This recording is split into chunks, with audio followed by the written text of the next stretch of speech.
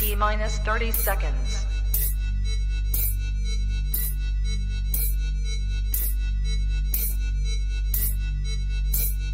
T minus 20 seconds.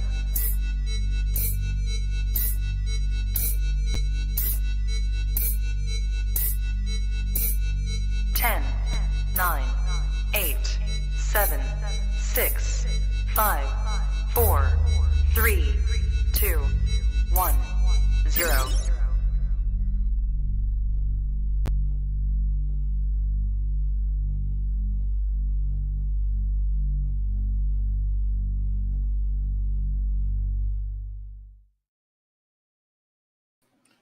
You are now tapped into the coolest reptile podcast in the world, episode 357. Welcome to Fat Snake Tuesdays. I'm your boy MJ. Tonight it's all about the big snakes, baby, as that's what these Tuesday nights are for. What is good, everybody? I'm your boy MJ. If this is your first time tapping in, do your boy a favor. Hit that like button, smash that subscribe button, hit that notification bell. That way you're on top of every single podcast that I drop here on this channel. If you're into keeping reptiles, breeding, admiring, all the above, then this is the channel you definitely want to hit that notification bell on. Okay, man, this is just all about the reptiles. If you listen to this podcast on all the major audio platforms such as Buzzsprout, Apple Podcasts, Spotify, please don't forget to rate, review, and subscribe. Also, drop me a comment. Leave me a comment in the comment section. Let me know what you like best out of each of every episode that you're watching, you're catching here. Thank you for all the love and support. I got to say, you guys are awesome.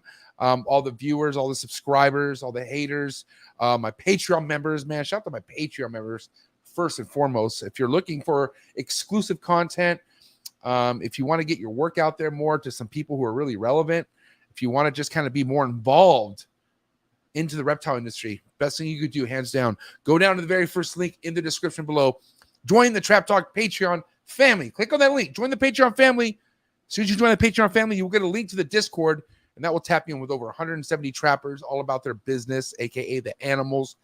And that's what we're here, man. So thank you to my Patreon members. I love you guys. You guys are the truth, and you guys keep me moving. That's a fact. I also want to say, if you want to see what I have going on with my own animals, my own projects, if you want to see how my husbandry is on a daily basis, go to Instagram, go subscribe. The Trap Talk God on Instagram. Very active with all my subscribers. I show my room off every single day. Ain't got nothing to hide ever. And yeah, go see what that's all about. Instagram, go fuck with me. Facebook, also, if you're on Facebook, drop a like. Go follow my page, okay? Trap Talk Reptile Podcast on Facebook. Go show it some love. Don't just follow it, like it. Hit that like button, just like how you're going to hit this like button on this podcast tonight. All right? It's going to be a sick episode, I got to tell you. Also, just want to say that tonight's episode is brought to you by Ship Your Reptiles, OG shipping company, the original OG, triple OG. Shout out to Chad Brown. Shout out to Susie. Shout out to the entire Ship Your Reptiles team. I know I'm going to be hanging out with this entire Ship Your Reptiles family here very shortly because it's the Reptile Super Show that we're all getting ready for. Who's ready for the Reptile Super Show? I know I'm stoked. Shout out to Rami. Shout out to the sponsor. Coolest reptile show in the country. Cannot wait to pull up. I got other homies, big homies of mine flying in, and we're going to have such a great time. And again, thank you to the sponsor, Reptile Super Show and Ship Your Reptiles. You guys are awesome. Early birds, what's good? Are you guys ready for tonight? I got to say, the last few retic episodes have been, I feel, progress for me at least, because I just want information. I think tonight's going to be another one of those. I'm not going to lie, because these guys I'm speaking to tonight, I respect highly in the game. And so, yeah, early birds. Who's ready to rock and roll? I know I'm ready to rock and roll because this shit's going to be heavy. By the way, if you're in the live chats tonight, you're active. If you have a comment, you have a concern, or if there's something you want to get out there, if you drop a super chat, that gets priority. I'll definitely see it and I'll share it, man. So don't be shy with the super chats. Let's get the super chats cracking, especially if you have an important topic. Definitely want to hear you guys out. All right, so drop a super chat. Early birds, what's good? Oh, look at this. Sunshine State Sulphurs in the building. The homie Wes, Trap Talk Patreon member all day, every day. The homie Travis Gordon in the building. TNS Reptiles, Trap Talk Patreon member all day, every day. Miller's Menagerie in the building. Trap Talk Patreon member all day, every day. Drink X fucking X Sushion, Trap Talk Patreon member in the building. Thank you so much for being here. Cruise Family Constrictors, the homie Diego, my protege in the building, Trap Talk Patreon member all day, every day. Julio Fulio in the building, Trap Talk Patreon member all day, every day. Ricky Bobby SRT just got some of his merch, and that shit is player. Thank you so much for hooking me up, bro. You're the man. Trap Talk Patreon member all day, every day. That's my dog. Chantel in the building, my homegirl. Trap Talk Patreon member all day, every day. Dr. Thick One, respect. The Misty Rainforest in the building. What is good? Trap Talk Patreon member all day, every day. Ricky Bobby back in the building. DNT Retics. What's up, Dax? Thanks for tapping in. Heartland Reptiles, the homie Jordan in the building. The real George of the Jungle. What's up, buddy? Thanks for tapping in. The Retic Keeper in the building. What's up, player? That's Paul Lucas, right? That's Paul Lucas. I remember that. 1776 OG Patreon member, the first one to show me love and support my Patreon. Love you, dog. Appreciate you. OG shit right there. I'm not even gonna lie. Reptile in the building. Trap Talk Patreon member all day, every day. Killer Trey. What's good, Killer Trey? I feel like that's, am I tripping? Never mind. I don't know. Thought I knew you from somewhere. Row 5.0, Trap Talk Patreon member, also pulling up to the Reptile Super Show, also pulling up to the Trap 2.0 private dinner that I'm holding that week. It's going to be awesome. Josh Fenelon, Trap Talk Patreon member all day, every day. Tiger Mom in the building. Bellamar Reptiles, what's up? How you doing? Good to see you. Let's see. Oh, Brandon Wheeler. We got Brandon Wheeler in the building. What's up, Brandon? Thanks for tapping in. Trap Talk Patreon member all day, every day. By the way, Jordan, Trap Talk Patreon member all day, every day. Wow, look at this. We got a Canadian. Are you lost, buddy? This is not a ball python episode, but I'm happy you're here. I ain't gonna lie. We're gonna end this in style. We got JP from the ball python side of things just coming on by. Hopefully he sticks around. Pretty sure he's lost, but fuck it. JP, ladies and gentlemen, of JP Reptiles of Canada. Thank you so much for tapping in. Guys, it is game time. I'm ready to rock and roll. I don't know about you, man. It's going to get hot. It's going to get heavy. Do what you got to do to get your mind right. Stay hydrated. Get the lights up right now. Let's get this cracking right now. But guys, it's time. Fat Snake Tuesdays. Another Tuesday. Another hitter. Episode 357 coming at you right now. My boy, Shane Castello. And that secret guest, K-Star. Let's go. Shane! You ready for do more in the future? Trap Talk podcasts? Yes. Man. Only Trap Talk. Exclusive. Yes. Exclusive. Oh. So stop calling us. Rub the spot, get the club to pop. When I come up with the crop, gotta love it or not. I'm hot from the hop to the rub the spot, get the club to pop. When I come up with the rub the spot, get the club to pop. When I come up with the rub the spot, get the club to pop. When I come up with the rub the spot, get the club to pop. When I come up with everybody, we do it. Everybody, we do it.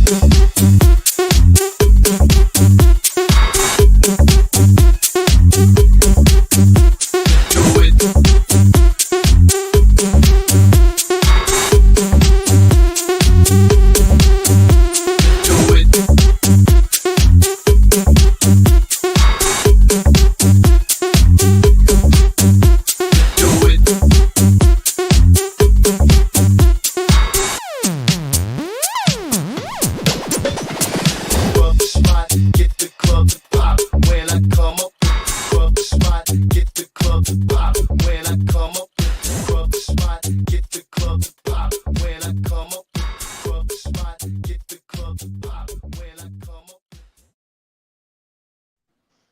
The one and only Shane Castello, SC Constrictors in the building.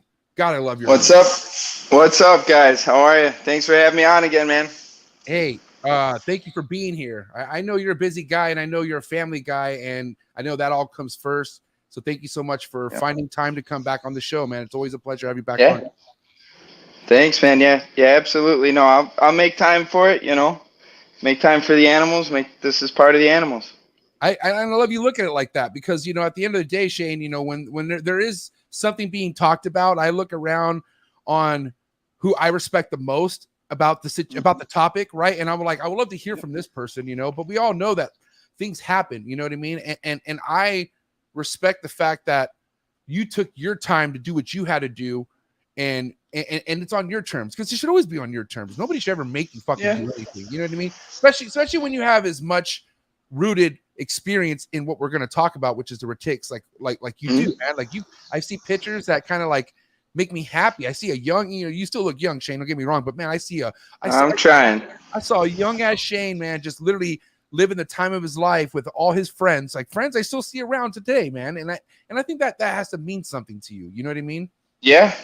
I mean, dude, I've made more lifelong friends from reptiles than I've made outside of reptiles. You know, I mean, I do a lot of racing. That's how Eric and I, the racing and the reptiles. So I have some friends from the racing world that I've made great friends with for life. But the reptile community, I mean, Kenny's, perfect example. I mean, Paul's on here watching. I mean, all these guys, even Wes. I mean, everybody. Just, you make lifelong friends. If you're a good person with good people, you guys are there for the same interest. And, if you align, it's for life, really. It really is for life. Now, I want to talk about how far back you've seen neglect in the industry. I'm sure it's not like this is anything that's brand new or anything. I mean, have you always kind of seen that there was standards out there that you always wanted to do better than, like ever since coming into the game? I've been in and out of a lot of places. There was a point in time where I guess you could call it like almost the retic tour. I went to every single facility that I could go. Wow. We went to Bob's, we went to Kevin's, went to Jay's. We went to Centec when Centec was a thing. I'm saying Jake and I did this. We road tripped everywhere. We documented it heavily. We, kind of got invited to some places. I think on our last one, we talked a little bit, Jay flew me out to Prehistoric, all expenses paid, and so Bob had us come down, been all over Wisconsin, monster cages, monster feeders. They're not really around no more. We got to really go behind all the doors. Really everybody, or at least anybody who was willing to have us or have me. Jake's been a bunch of different places. I've been, a lot of him and I were together, but I've been, to at least all local guys too, or the guys that I know or the guys I grew up around, doing it for 20 years. You meet a lot of people. Yeah. So, yeah. Well, I mean, with that being said, like, the way people talk about Jay and Bob Clark now, what does that make you feel like? Because, I'm sure you probably had a different perspective when you saw their place. I'm sure I've heard different things. I've heard these places look next level, and I've heard, oh man, this place isn't too great. So, I mean, yeah, good. It kind of goes with like, and I've said this every time I get into some internet argument or someone tries to get me to get into one. I always tell them, as an adult, you're allowed to gather new data and change your opinion. Yeah. Right? Yeah. Not everybody's a piece of shit right out of the gate. Mm-hmm. They have to do something that changes the people's opinion. A good example currently is Travis Kubis. Everybody, he's like public enemy number 2 maybe, behind what's going on with Slither. But like, that whole thing dragged Garrett in, a lot of the Superdorf guys, a lot of people that were all like, man, at one point in time, he was a real good dude. He was a mentor to me in a huge way. He had a clean facility. He was a family man. I've ate dinner at his dinner table with his family. He slept in my house. I've slept at his house. We did road trips back and forth, Tinley after Tinley after Tinley. And we became very good friends. Outside of just the snakes, but, unfortunately he got out of animals and then he made bad decisions long after that. And, a lot of people were real upset with the whole Travis Kubis name still being the thing. But it's like, is that TK? Is that who you're talking about? Yeah. Yep. It's like, well, how do you erase what that guy does? I've never used this term myself. People have used this for me as Shane fire. Not saying I will, but what if I do some fucked up shit in 15 years?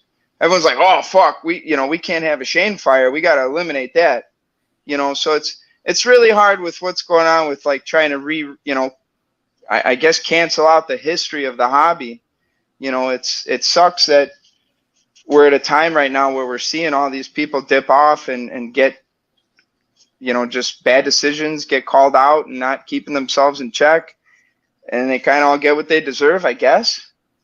I mean, it's a reflection back on yourself. I mean, it'd be really hard pressed for someone to still support someone who's doing wrong or doing shitty, which is, I think that's what we're into right now. If people are still like not okay with people doing less than perfect, or close to perfect. Retic, no, there's no retic collection in the United States or in the world that is perfect. It's never going to be 100%, but it's got to be real close to that every day. Unless you have one. Right. If you own one animal, sure, but if you breed retics, or if you breed like all these ball python guys, like, I'm so happy to see JP on here. Him and I have talked so much about retics and cool. and trophy level retics, something that he'd be proud to show off. And he and I talked that hopefully we make that happen this season. But it's the ball python guys that have like 500 RHACS. You can't go in there and pull every tub and be like clean every second of every day. There's got to be one that messes it up. And then you eventually go back to it hours later, or that night, or in the morning. So it's the same with retics. But if you let your dog shit in its kennel, and you put the dog back in the kennel, and you didn't clean the shit, I think it's okay. And then you think that's okay, and then the next day it happens, and now you've got two shits. The first one's dry, the second one's wet, the dog's covered in it, the kennel's covered in it. And like, if you let that go on with any species or any animal or any living item, you have no business being there then. I mean, you wouldn't do it to your dog. You wouldn't do it to your kid. You wouldn't let your kid go to sleep wait till you have a kid. You're not going to let your kid go to sleep in a shitty diaper, man. You're not going to let your kid go to sleep in a piss-filled diaper. No. Fucked up. I mean, I'm on my third kid, and you don't just be like, the third one can go to bed with the shitty diaper. He'll be all right. It just doesn't go that way. It's just not that way for any species of animal. And I think it sucks because for some reason retics got a free pass because they're the most alpha level reptile, aside from like a croc monitor, a water monitor, something massive like that. That's just I know we can talk about Komodos, and I'm talking in captivity and shit. I know what you mean. Some you can have in your own house. They're the most like aggressive, alpha, needy. I mean, those animals, they're like designed to self-destruct until they reach the top. It's like they want violence. They want pain. They're very aggressive species, not aggressive animals, but they're an extreme species. They're in a very, very far advanced species. Just because they're nice and you can throw them on your shoulder. I've taken retics to my kids' schools. I've taken retics for a thing for the Chicago Herp Society at Lincoln Park Zoo. I've taken retics all over, everything. But they're a very extreme species for their husbandry needs. It's like a car with an aggressive suspension. You've got, it's the same deal. These animals require daily interactions. So if you're not able to keep up with their husbandry requirements, just because they're nice, just because the snake is nice, doesn't mean it's not hard to take care of.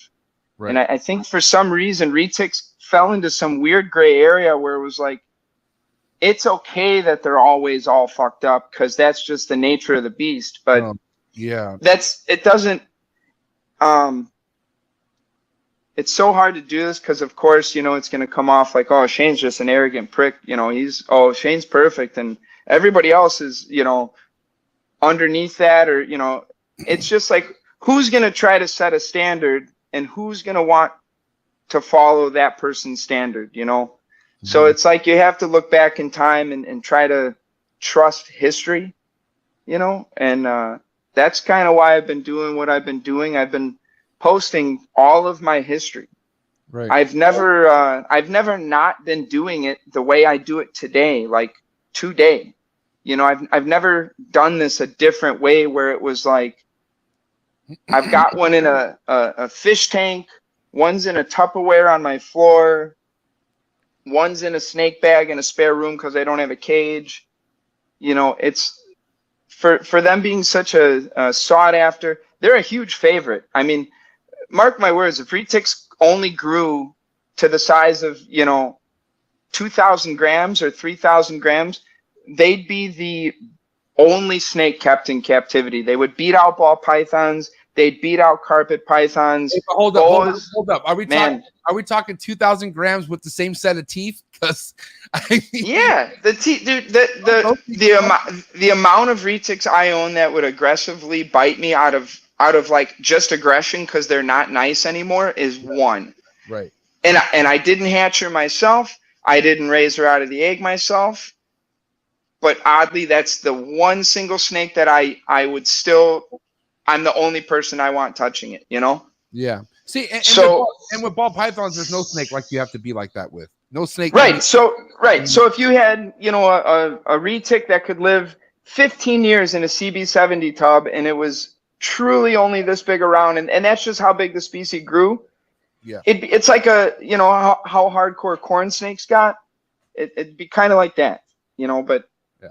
Well, anyway, go back to the beginning where, you know, yeah, there has to be some sort of a standard of how you do what you do, but then there also has to be a line you follow to progress with the hobby itself and progress with the species and progress with what's going on in our actual industry. You know, like, right. You see all these, I'm sure you see all the fitness kids, you know, all these guys got their own brand of pre-workout. They got their own brand of shirts. God bless them, their entrepreneurship there. But you look at how fast that evolved from, like, you know, kids just going to the gym to now each person has branded themselves. So, you know, like the reptile people have all branded themselves that way, you know, but if you can't keep up with the current times of what the industry demands are, like, are you even doing yourself a favor? Listen, You I'm know? glad you brought that up, Shane, because there is a lot of people having a lot to say in comments or even on their podcast. Mind you, there's people who have reptile podcasts who don't even keep reptiles. What kind of fucking world is that? Isn't that kind of weird? It's kind That's of weird. like, yeah. It's like getting a tattoo from a guy without a tattoo. You just don't do it. You just don't do it. It just doesn't compute. But what's crazy is, like, you know, we want to talk about standards. I feel like standards should be something that you establish at home on yourself, because there's different levels of standard, right? Like, you could have some Shane who wants to be on your level of standard so bad, and you go to their place and you're like, whoa, this place is good, but like you do miss a couple steps, but that's okay because everything still looks good. Like, you know, I like to look at when it comes to keeping retics, Shane, and one thing I've noticed about all your pictures, and I'm not saying I don't know this about every single snake because, you know, only pictures can only show you so much, but every snake I look at, man, there's no issues with the face. The face looks so good. It just looks like that face is not being pushed. And I know retics are that kind of personality. Like you said, they're self-destructing, bro. Oh, man. If they're not happy, they will destroy themselves. I've seen it. Yep. And that right there, I'm not okay with. Like that, I do that right there hurts my feelings.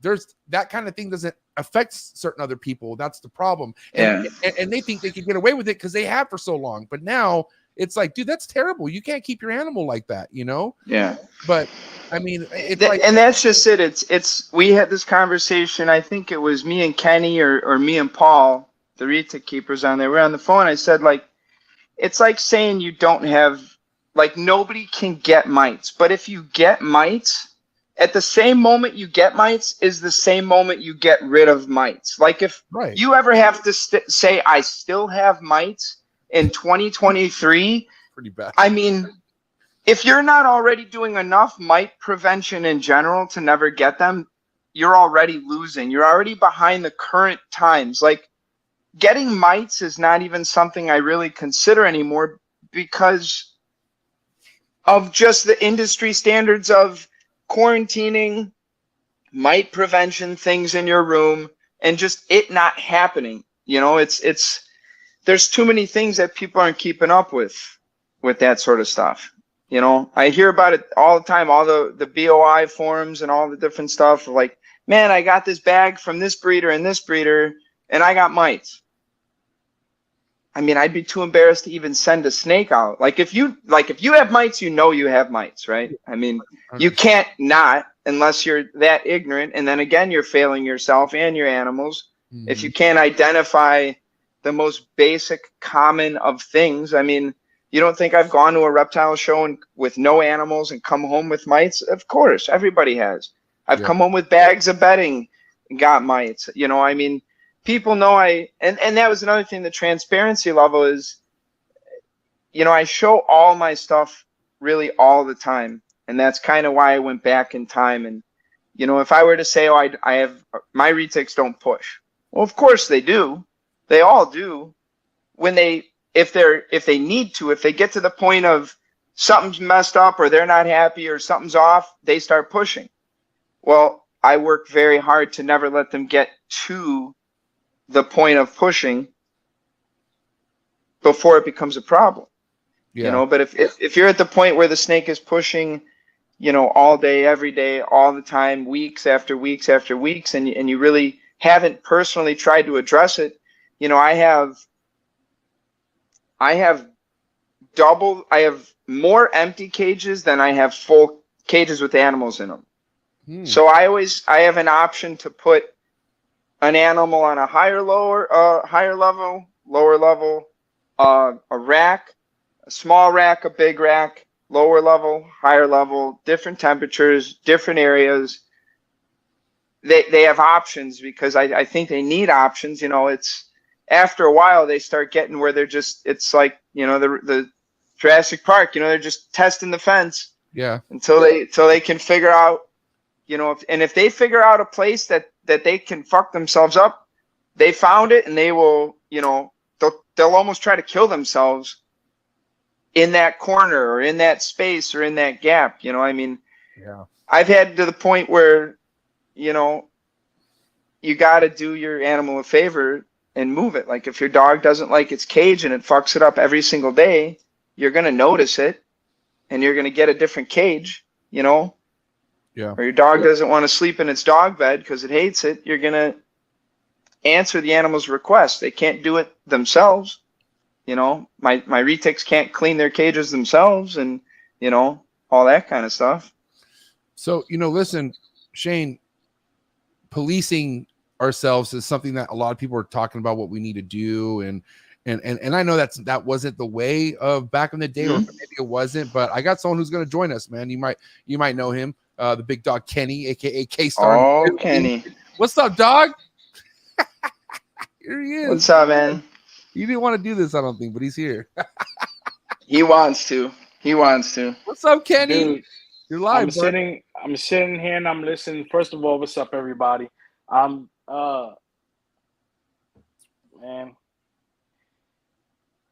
you ever just get an internal fire in you? You ever get that hot? You know, you ever just Yeah, that's why we're doing this. I mean, here, the question he just asked, what do we do to self-police? Who's going to be, like, again, this goes back to, like, oh, Shane's the arrogant asshole from the Retic Nation.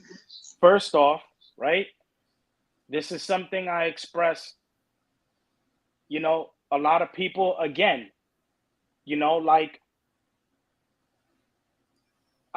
me and Shane spoke to each other briefly, and I was just, Shane sometimes is a lot more calm than me. I was going off, right?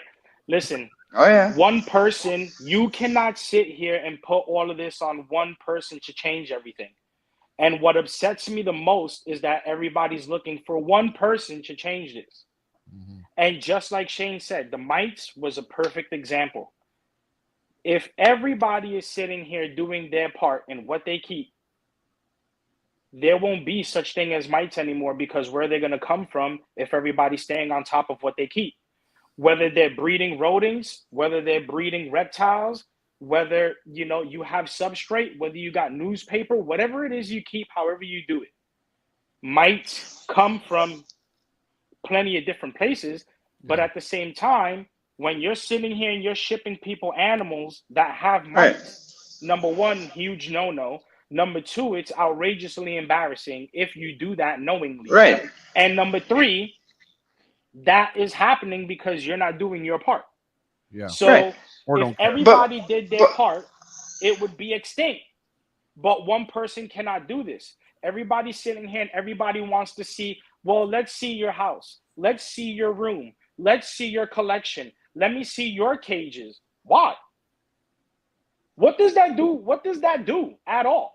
Somebody can have one good day and clean their whole facility and show it that day. What about the next day?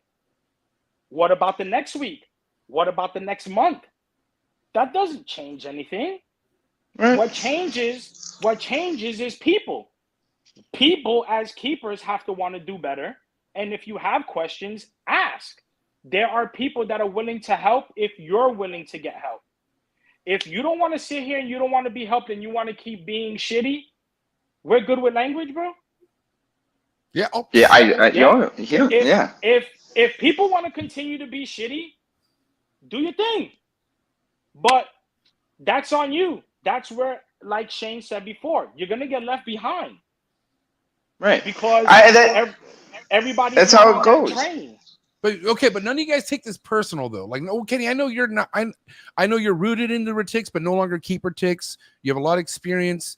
But for instance, Shane, for instance, you know, we were talking a little bit about nerd before the show got started, and I tell you, I have a connection to these emerald tree boas, right? So if anything kind of gets thrown sideways about them, I would like to say, like, that's not right, that's not true. You know what I mean? So I always feel like everything has a reflection on what I do sometimes. And I don't know if is that a wrong thing to look at? Like for instance, I thought you'd be offended by everything that's happening because how well you take care of your shit, Shane, how well you're well documented on taking care of your shit. And then yet look at all these fucking people making a fuss off this one guy. And I just look at it how it affects all you guys now or any. Well, yeah, and it affects everybody now because, you know, everyone's screaming, let's raise our standards. Let's get better. Let's increase our husbandry, programs and all that. But like, what if you've just always been doing that? And I've always been trying to promote transparency and clean and you can keep these animals extremely clean and they thrive even better. Like it sucks because everyone's trying to get everyone to do better now that they called out someone that is really ruined it for everybody or really put on the worst display ever of poor husbandry to where it's turned into real true animal abuse. Yeah. Like, do I think a lot of retic keepers are to that level? No. I mean, I don't even know how those animals even are actually alive other than, I mean, for how bad they are, I can't even believe they've had water. So I would have thought they would have at least died from not having water. You know, I mean, retics can sustain serious damage and live, but like everything dies without water. And I can't imagine you. Yeah, go ahead, bro. I don't want to cut you off, but you go ahead because I'm going to add to that. Well, everybody's waiting for everyone's like, raise your standards, do better. But like, is someone going to go out there and show them how to do better? Like, and that's why I'm like, I don't know what anybody wants from me. I've had 5 million messages from all this stuff. Like, what do you think? What do you think? I'm like, I've never supported Slither Inc. I've never supported any of the stuff that's going on with that. I've never supported poor animal husbandry. I've never not kept my animals in the best condition I can. I've never not shown almost, I used to get ran off the forums because they're like, holy shit, man, this guy posts every minute. He's posting a damn picture, another picture of the same fucking snake, another picture. People hated me. They probably still do. They're like, oh, this guy just posts nonstop. That's why, like, my Instagram and my other page, I post 1 million times more there because it's just mine. And then I share some of the news into the groups, But it's like, is everybody waiting to start a big group where it's like, all right, let's start a standard. Like, let's start a process for keeping and breeding retics. It has to work if everybody wants it, though. Yeah. Well, that people have to want it. I've tried to set a good example for my own personal self, and it's just like somebody watching Michael Jordan play basketball. They want to be Michael Jordan. They don't want to be like, well, I want to score like 4 points a game. That's my goal. You have to want more. You have to push yourself. And this is the issue. Don't sit here and look at other people like they're wrong. Don't sit here and look at anybody else like we're an issue or we're annoying you because we chose that for ourselves. Don't sit here and look at me because I'm incredibly clean. I'm clean. I don't show everything off. Whether I'm doing snakes, whether I'm doing geckos, I show everything off behind the scenes. But that's me as a person. I'm a very private person. Yeah, well, I can sit here and be in Shane's house tonight and be in your house, MJ, 2 days later. The only two people that know is you. I don't post everywhere I go. I don't do none of that. But that doesn't That is facts. That is big facts. Everybody that knows me as a person knows that I am very huge with my personal life and I am very limited with trust. And everybody that sees my stuff sees it because we have that relationship. If I want to share it on social media, I will someday, but don't get it twisted. My shit is always tight. When I kept salamanders, I kept frogs, I kept snakes, I kept geckos now. Whatever it is, I keep because that's the type of person that I am. People need to have that within them in order to continue to be as great as possible. There's some people that don't have it, but that's okay. You can sit here and start to work towards that. And then there's people that already have it. So when me and Shane spoke last week on the phone for like 5 or 6 minutes, it's literally the only time we had to spare. But in those 5 or 6 minutes, I asked Shane, am I confused? Am I lost? Or is it, why am I so confused to the fact that people are so worried about how clean people have been if we've already been clean? So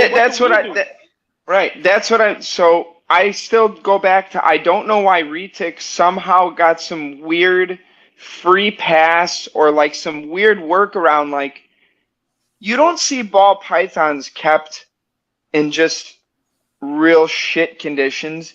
I don't see it in blood pythons. I don't see it in bearded dragon keepers. Maybe I'm not deep into those other species, but I'd like to think I'm very aware of the whole reptile industry as a whole.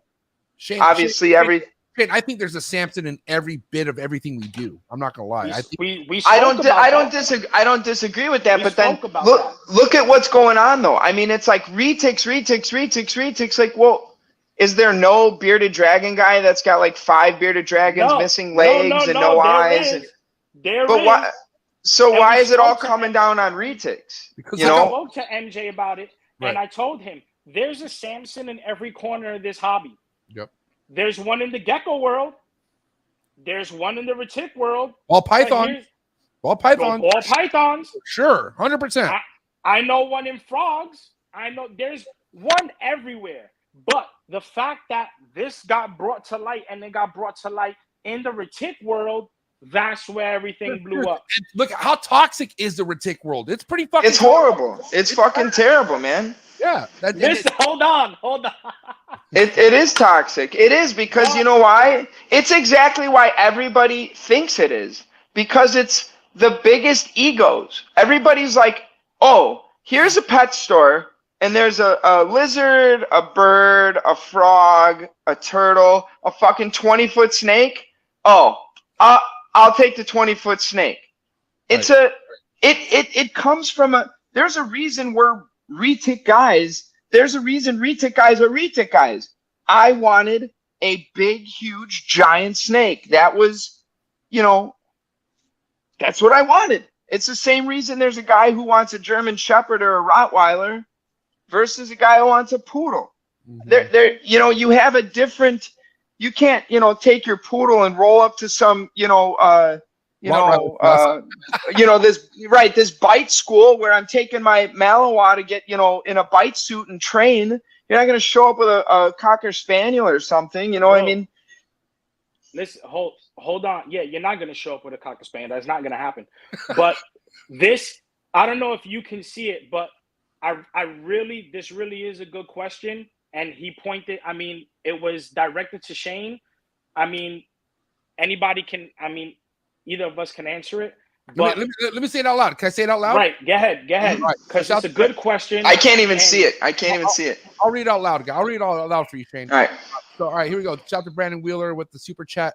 He had to say, how do you feel about getting retics off the ground and giving him some climbing room? Just something as simple as that seems unrealistic for most serious keepers. Do you feel it's important?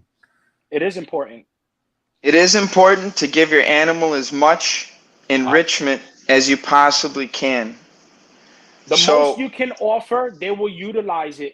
Everything. Just because you feel like they won't doesn't mean they don't care for it. Whatever you put in there, whether they're lizards, snakes, right. If you're a keeper, but that question's got several. It's got several ways to answer it though, because retics, there's several different ways to properly keep retics, and it's a crossroads of where how many do you have and your husbandry. Where is that intersect and what starts to drop? It's people keep getting more snakes, and their husbandry efforts start to decline, and they get more snakes and their husbandry efforts decline. My snakes' cages are paper and a water bowl. That's because my snakes come out of those cages every single day, if not every other day. Every one of my animals gets interacted with on a large scale, like to where the kids are handling them. I've got them just out. They're on a ladder. You could go back. That's why I'm posting all this history stuff. I've never not done it any other way. I have pictures of my infamous ladder that I still have of every snake I had. I would always post it on this ladder. My snakes have been on this ladder for 15 years. I've never not done it different. They come out, we go outside.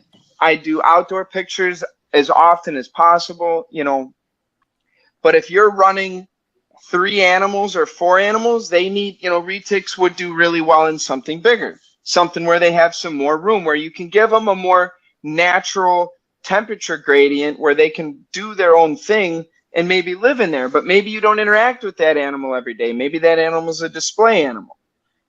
And this, again, to add to the same question, how much husbandry, how much maintenance for those cages can you keep up with for them not to be fucked up and just look like shit? Retics will destroy an improperly built or furnished enclosure within 20 minutes. So 100%. Water monitors, Yeah. 100%. So like my water monitors, I mean, I have hundreds of pounds of driftwood and branches and trees in all the enclosures, but it's permanently installed in a major way, and the lizards can only get to certain areas. Retics will find ways to really damage their own cages if they're not done right. So for a guy like myself who runs a breeding group, a breeding collection, they're kept in a more laboratory type of setup where it's pretty boring for them in their caging, but they're like a working dog. Some,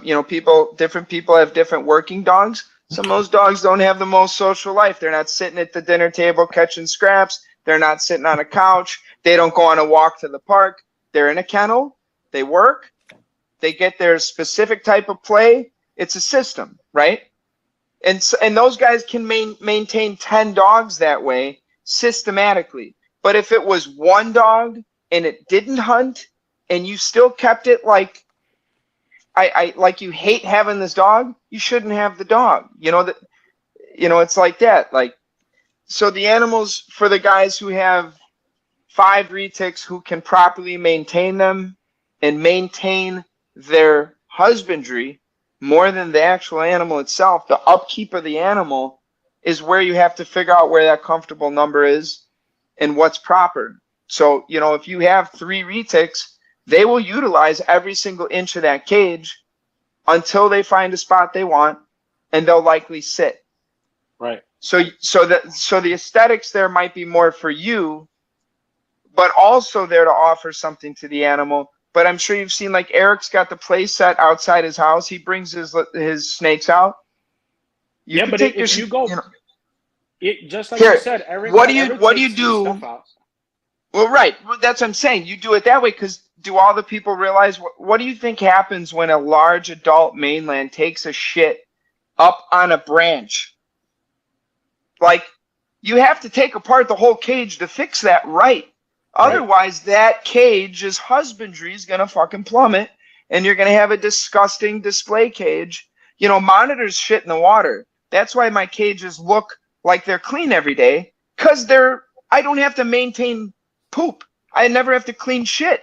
It's in the water, and I love it when that happens, by the way. I'm like, all right, this is an easy job right here. yeah, you know, so if you have a giant retic, because you're changing the water anyway.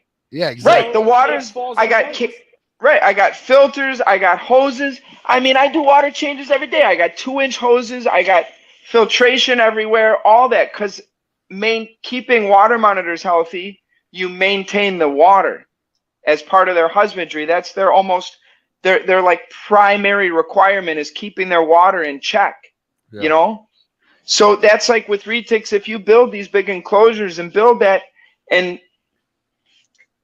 depending upon what you use for substrate, or what you know, God forbid you use carpet, or you have furnished stuff, or rock, you know, fake rock and whatever.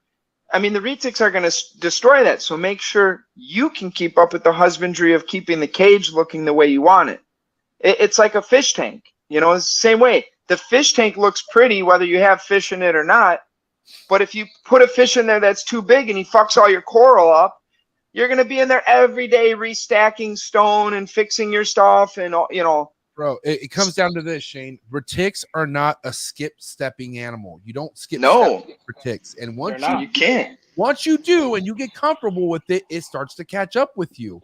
And and I got to tell you, man, I knew I was going to run into, if I wanted to keep all this shit and everything else.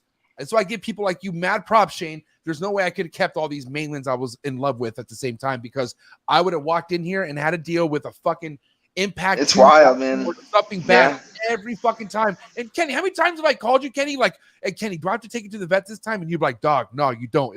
It's gonna heal itself. And I was like, heal. Yeah, but they heal from a lot. They're the most versatile animals out there.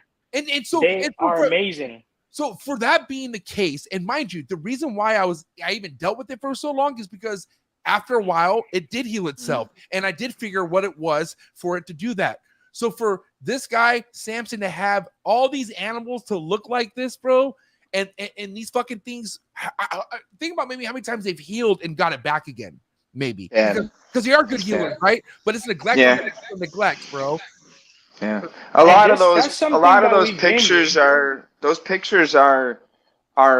many. Horrid. That's a very long time of improper care. That's not like a.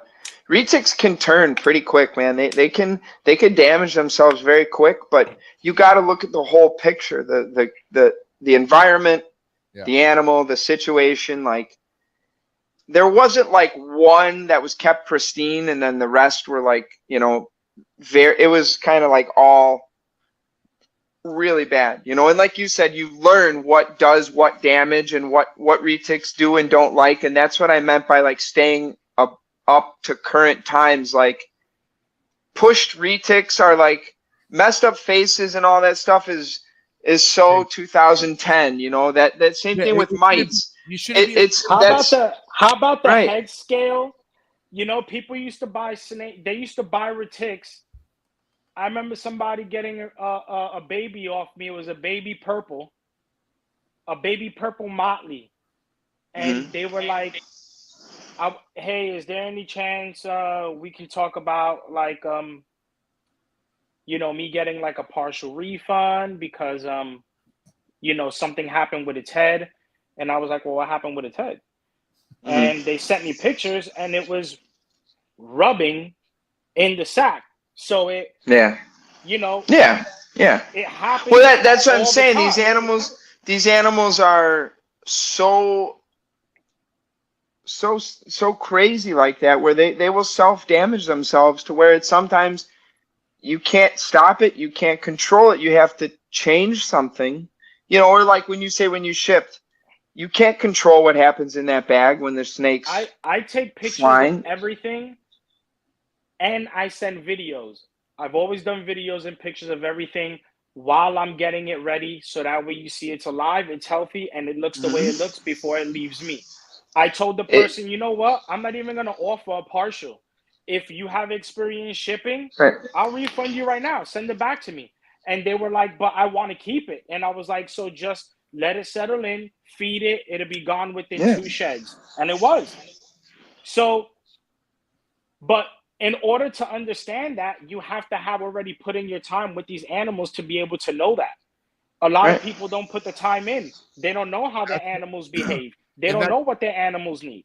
And that goes back to them not wanting it enough. And I got to tell you, Shane, like, and that goes a long way, man.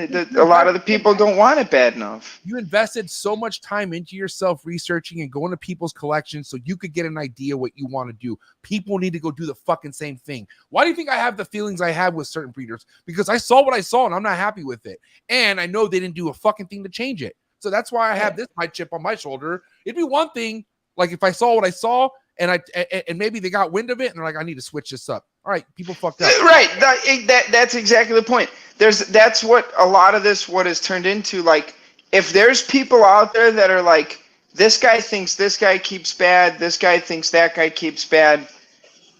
I know what I did when all this bad husbandry talk started around. Here is all my whole history of my whole life keeping retics. Dude, I have another 10 years before the oldest one I even posted, like from 2004. Like I've got like over 50,000 pictures on my PC that I have a lot of stuff to post. But like when you catch wind of getting fucked up and you don't change, that's where the problem is as well. It's not. Listen, real quick. But there's also, I don't really know not one person in the reptile hobby that solely flies by themselves. And if you do, great. Nothing wrong with that. But for you to be a really good friend, a best friend, a close friend, whatever friends you are, you need to be able to do that. And a lot of people feel like it's wrong to sit here and tell their friend they're doing something wrong. You know how many hours me, Jordan, who also did retics for a while, who's a great friend of ours, Shane, Paul, Lucas, a bunch of us will just sit here and send pictures to each other. I have my snakes out. Paul's got his snakes out in the yard. Shane's got his out. They're out. They're fired up. Fresh sheds. How many hours have we spent doing that? For somebody to say, oh, I clean and feed in an hour, and you got at least, listen, when I had 10 retics, it didn't take me an hour to clean and feed. I'm taking pictures. I'm scrubbing shit. I'm replacing everything. I'm scrubbing water bowls. Are you out of your mind? That's where everything differs. Well, how you doing what you're doing? Because I know how I'm doing it, and I'm doing it the right way, and it takes me at least like 3 hours. There's no way you can sit here and go through cleaning your room, no matter what you keep, snakes, lizards, and not want to take a picture of one of your animals that looks amazing that day. Yep. There's no way you're going to sit here and go in and do all of this and be out and everything's good, especially with big animals. Yeah. If you have your retics soaking in water while you're cleaning and you put them in there, their body's wet. So now when you put them in there, if you got them on paper, all that paper is going into one big ass ball. Yep. But you would I mean, dude, every time you clean a retic, they shit in the cage 1 second later. I love that. I run into that all the time. And like every time you clean a cage, you got to clean it twice. If you don't go back to clean the shit that they just took in the clean cage, it's not a clean cage anymore. You know? Yeah. MJ called me one night. It was like 8:30 at night, 9 o'clock at night, New York time. That's only like 5:30, 6 o'clock for him. He's like, dude, I really can't. Look, how the fuck do you keep your cages clean? Yeah. And I'm like, well, you really, and this is, MJ's had retics now like 4 months, 5 months, you know? Mm-hmm. We talk all the time anyway. We've talked, but he'll ask questions. I answer. He's straight. He said, do you think this looks good? You think this, dude, you're straight. Everything looks great. I can't keep my fucking cages clean. And I'm like, dude, you have dogs. You ever had males that walk around and pee for 8 hours because they're scenting? Sometimes I feel like that's what it is. Take one piece of paper, put it in the corner so they still smell the scent, and put them in there. That's what I've done because I'm sitting in a room of 100 and something retics, and that's what I started to do. It worked great for me. Try it. Everybody bounces off of each other, and we try to help each other. And the industry needs more of that. Yeah. People need to be, if your friend is fucking up, tell your friend to get their shit together. You know, like, it's okay to sit here and tell your friend, dude, you're slacking right now. Like, what the fuck is going on in here? I mean, I'm going to help you bust this out, but either you need to downsize or you kind of got to figure out a system because this shit looks horrible. Okay, but truth be told, none of you guys had to tell each other that ever, okay? No. Okay? But let's talk about the people who should be told that. Are they being told that? Have they ever been told that? Did their homies ever tell them that?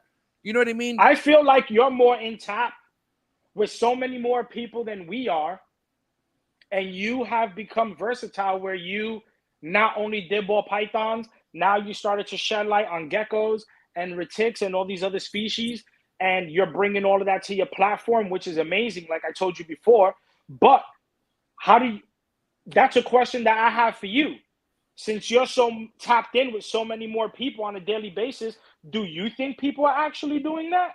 Do you think people would be offended by it if people told them that?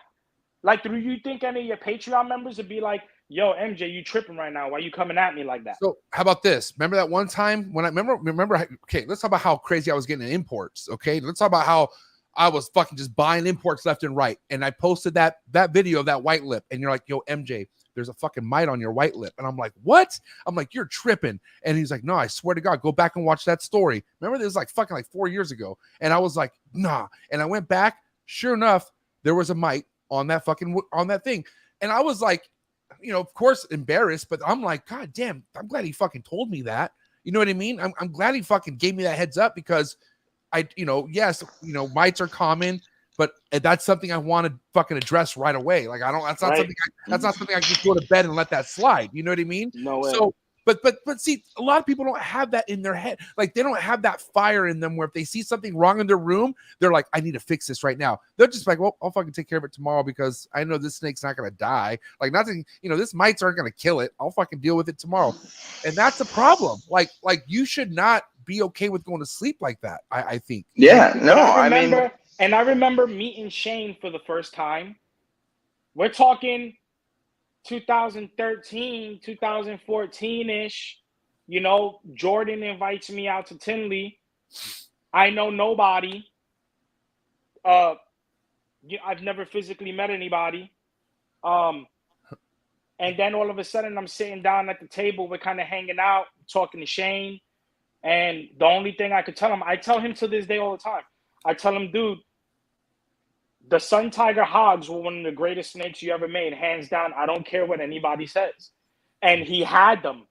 It was 2014, 2015. He had them, a couple of them that people were picking up at Tinley. And I'm just staring at them. And I'm like, shit, dude, like, these are amazing. Like, that's when I got back into big snakes again, but with the intentions to breed, not just keeping. I did keeping for years before that. Just wanted them as pets. But I'm sitting here and I'm like, dude, I'm sitting here hanging out, getting ready to eat sushi with titans of this hobby over here. Okay. Where you have Sal, you got Shane, you got Jordan. Paul didn't make it, but I knew Paul from Instagram. All these people. And I'm just looking around and I'm like, shit, dude, like, I hope I can be a part of this table, like be invited to be eating with these guys, but not be the new guy. Like, I want to be able to make it there by doing the right thing. The reason why I tell that story is because I wanted to continue to surround myself with those people that would sit here and look at me and be like, what are you doing? that shit is stupid. Yeah. Paul would tell me, Shane would tell me, Jordan would definitely. These are people with no filters, and the reason why we have molded and became so solid. Eric is another person. Eric is just not. Eric is amazing, but he's not like Paul or Jordan, where Jordan would be like, "You're shitty. What are you doing?" Like Eric will tell you real nicely. Oh yeah, he'll tell you nicely. Eric, you would have to ask him, and he'll tell you the truth. You'd have to ask Eric could tell you in a real nice manner where kind of Shane falls in the middle, depends on his mood. But Paul and Jordan are always, are you dumb or stupid? Why do you have your cage like that? Yeah. But that's what I wanted to keep myself around, because that's how I know I'm doing my shit right. When you're on your toes, because other people are going to be honest. Yeah. Right. To the bread and the butter of that whole conversation of like, what do we do now with retics, right? They're all fucked up. Everybody's like, what's everybody doing? Shane leaves the retic nation. There's a big deal. I don't think it's that big a deal. Everyone made a big deal out of it. Everyone made a huge deal out of it. You know, they said you were done, bro. They said that you were done. Yeah. You were done with the whole community. What do you have to say to that? You know, I think it's sad that the drama of that happens. Quite obviously, everybody would know I'm not done with retics at all. If anything, I'm working even harder. I mean, you've got to get everybody together and say, who really knows who? Who's going to be the right group of guys to listen to? You know, I know everyone's talking this whole battle between Superdorf guys and mainland guys. It's all bullshit. We're all retic guys. The Superdorfs are just as challenging as the mainlands. It just becomes a marketing thing. In some aspect, there's no need to divide it. I know everyone's trying to bring it together. It's never been divided where people just can't share ideas and can't get along. It's like people. It's right. It's like a perceived. To the general public, there's a fucking line in the sand for sure. I know, which is fucked up. But look where I'm sitting, and I'm saying I've had Superdorf stuff. Like I had the first male snow that Corey Browning made. That was the biggest fucking deal in the Superdorf game. Like I had that snake too 10 years ago. Like I've had adult pure Calatoas 10 years ago too. Like I know Superdorf stuff probably a lot more than a lot of these guys that have just jumped in 5 years and they're all stars. Like, dude. I went Garrick DeMeyer. You know Garrick DeMeyer, MJ. I'm sure. I went up to. He what? That guy's a pimp. I love Garrick. I went to Garrick's facility myself, and it had to been like 2011 maybe, or I don't even know, 2012, 11, something like that. I drove up to his facility and I acquired like a whole fucking giant group of Superdorf stuff, like pure stuff. I had the Het Snow stuff. I was big in it, and then I said, this isn't for me. I was all purple OGS. Dude, that was it. But wait. Rodney in Hamburg. Right. Well, even Rodney, and then all of a sudden, Superdorfs became the only thing, like the biggest thing, and they overshadowed everything. But the people who made the divide are the same people wanting to say there's no divide. Like, call myself a mainland guy. I've never been like Superdorfs are bullshit. These things are bullshit. I don't like them. And it would require somebody out there straight up bashing Superdorfs to make that divide, to truly force that divide. There'd have to be a group out there going, Superdorfs are bullshit. These things are bullshit. Don't let, what'd you say, Rodney? Don't let Rodney fool you. Don't let Garrett fool you. Like, everybody's checking everybody. But if you just display it all transparently and show what is what and make that product available, there really is no divide. It just comes down to who's willing to work hard enough to get where they want to get.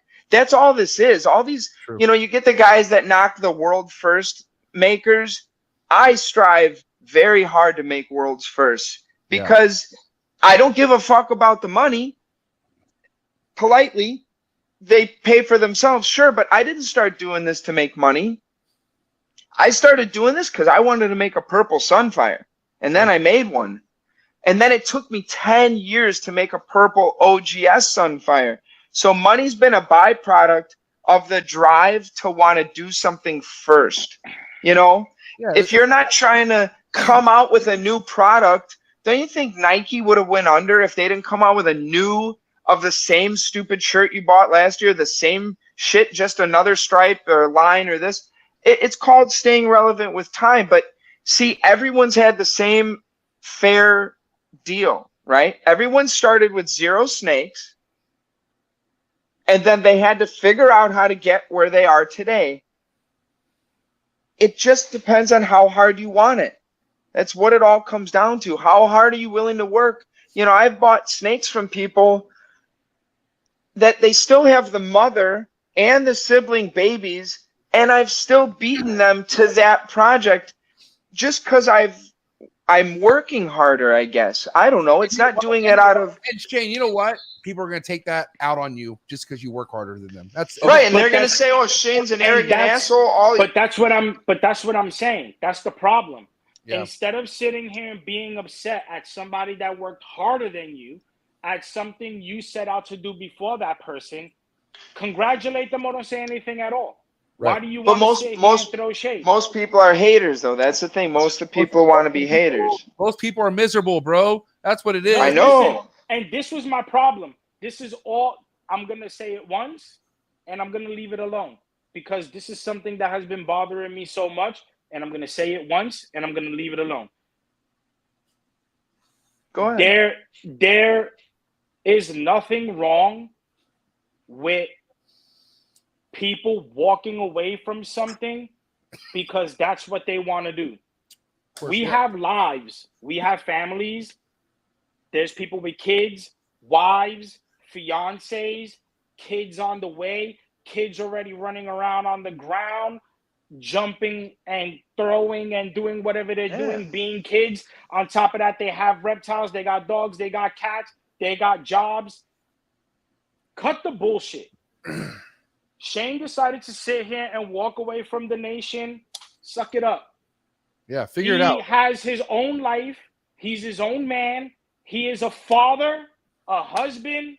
He is somebody who works. He has tons of shit going on. It's the same thing with anybody. Anybody that out there decided to sit here and say, yo, you know what? I need a break. I'm going to step away from this. Who is anybody to sit here and say that they're wrong? You don't even know what the fuck that person's actually going through. And if you feel like they're wrong, you take the initiative and step up, and you do what you feel like is best. Yeah. But don't sit here and say somebody's wrong. Don't sit here and bash somebody because they decided to sit here and walk away. You're not going to sit here and tell me nothing about me if I decided to sit here and walk away and choose my mental health and my family first before a bunch of bullshit going on with grown men. Yeah. We're supposed to be sticking together. We're supposed to be keeping the same animals. Right. It's supposed to be fun. It ain't supposed to be like this. Shout out to everybody that wanted to sit here and be transparent, post their facilities. We're not going to mention Wes. We're not going to mention. He's always done that. Shane always that's what I'm saying. I sacrificed a lot of friendships and a lot of history and a lot of great things leaving the Retic Nation the way that it went down, right? And nobody knows. Am I happy about it? Fuck no. All these guys all talking all this shit, they have zero idea what the Retic industry, unless you were there when all of us that you're all talking about all started this together 15, 20 years ago. It's like your opinion's cool, just put it in the bucket over there. The Retic people are trying to self-police. And it's really fucking hard to do because there's people who have not caught up with the current reptile keeping industry. Nobody leaves their dog chained in their backyard anymore and throw the garbage off the kids' plates out to it if they remember and hope it rains in a bucket of water. No, guys, your dog's riding in a Prada bag with its own baby seat in your car. You know what? Times have changed. These animals should be kept better. They should be kept with the current times of the hobby, of reptile keeping, of animal keeping in general. Like, I go into pet stores all the time still. My kids still want to walk into pet stores and see birds and hamsters and fish and all this shit. Well, guess what? The pet stores don't look like the pet stores that I shopped in when I was 8 and 6 and 7, 10 years old. It's a new era. It's a new time. So that's why we're. Are you saying they're better now? Everything's better now. It's supposed to be better now. Everybody's stepping up. Even the pet stores. All the pet stores I go to. Here, shout out to Chicago Reptile House. Do you think it looks the same as it did when I went there when I got my driver's permit at 15 years old or whatever and drove out there? No. It's fucking updated and beautiful and new and clean and maintained. It's up with the current times, you know. That's the longest standing pet shop or something like that in Chicago. Or I forget. Yes. But you know what? It's pause, guys. The likes are so disrespectful for how fire this episode is, and I don't know if it's all your Retic mainland homies that are just fucking never used YouTube before. But guys, do me a favor. Wait. Hit the like button. That like button is a completely free feature. Let's get the likes up for these guys just because they're killing it. Go ahead. That brought up like a perfect statement right there. The retic guys or the retic keepers, I feel, are like a few years behind a lot of the other species. But I don't mean that in a rude. Hey, everything I'm saying, I'm also saying about me, right? Of course. I mean, yeah. I am a reticulated python breeder. I'm a very, that's what I do, right? That's why I'm on here. But I'm saying we are breeders, though. Right. I've got water monitor experience now. Not just, again, the money's the byproduct of the passion of doing it. I only had one water monitor for a while as a pet that I raised from a hatchling. And then you get asked Kevin, I used to vend, or he had asked me to be sometimes involved at Tinley, helping him vend or being by the table, or he trusted me with the animals because I had been to Nerd a couple times. So I had water monitors on me, the T positives on me in like 2007, 2008 with Kevin at Kevin's table. And I'm like, I don't care when it's going to happen. My life, I will own that lizard one day in my life, no matter what. Well, 10 years go by because I certainly can't handle that animal because I know what it takes to do so. And I could never take that responsibility on because I'd be a shitty keeper. So, and I'm relatively good friends with Kevin at this point in my life. We've done retic breeding loans. Andy, when Andy was there, we were very close. We did split clutches and different stuff. Kevin would have given me a very good, opportunity to hand pick my own water monitor, and I still put it off for a long, long time. It took forever for me to finally do it and then decide to try to do it the right way. I don't know why the retic community or some people, I guess it's going where they don't want to keep up with the current times, and it's scary because is money the reason that they compromise all the other things? Because retics have a price tag to them because they can lay 60 eggs every year. But they count those dollars that will come from those eggs, but they're like, oh shit, the snake's inverted. Where can I get an incubator? Who has an incubator? What do I do? What do you mean? What do you do? Why did you put those animals in the same cage if you weren't ready? You don't even own an incubator. Or they're like, well, can I keep them all in one tub? I don't have a baby rack. Let's just say you made it to the point of getting eggs. You have 90 days to purchase a rack system to prepare for these living animals that are going to hatch out. How are you hatching eggs and then go, where do I put these?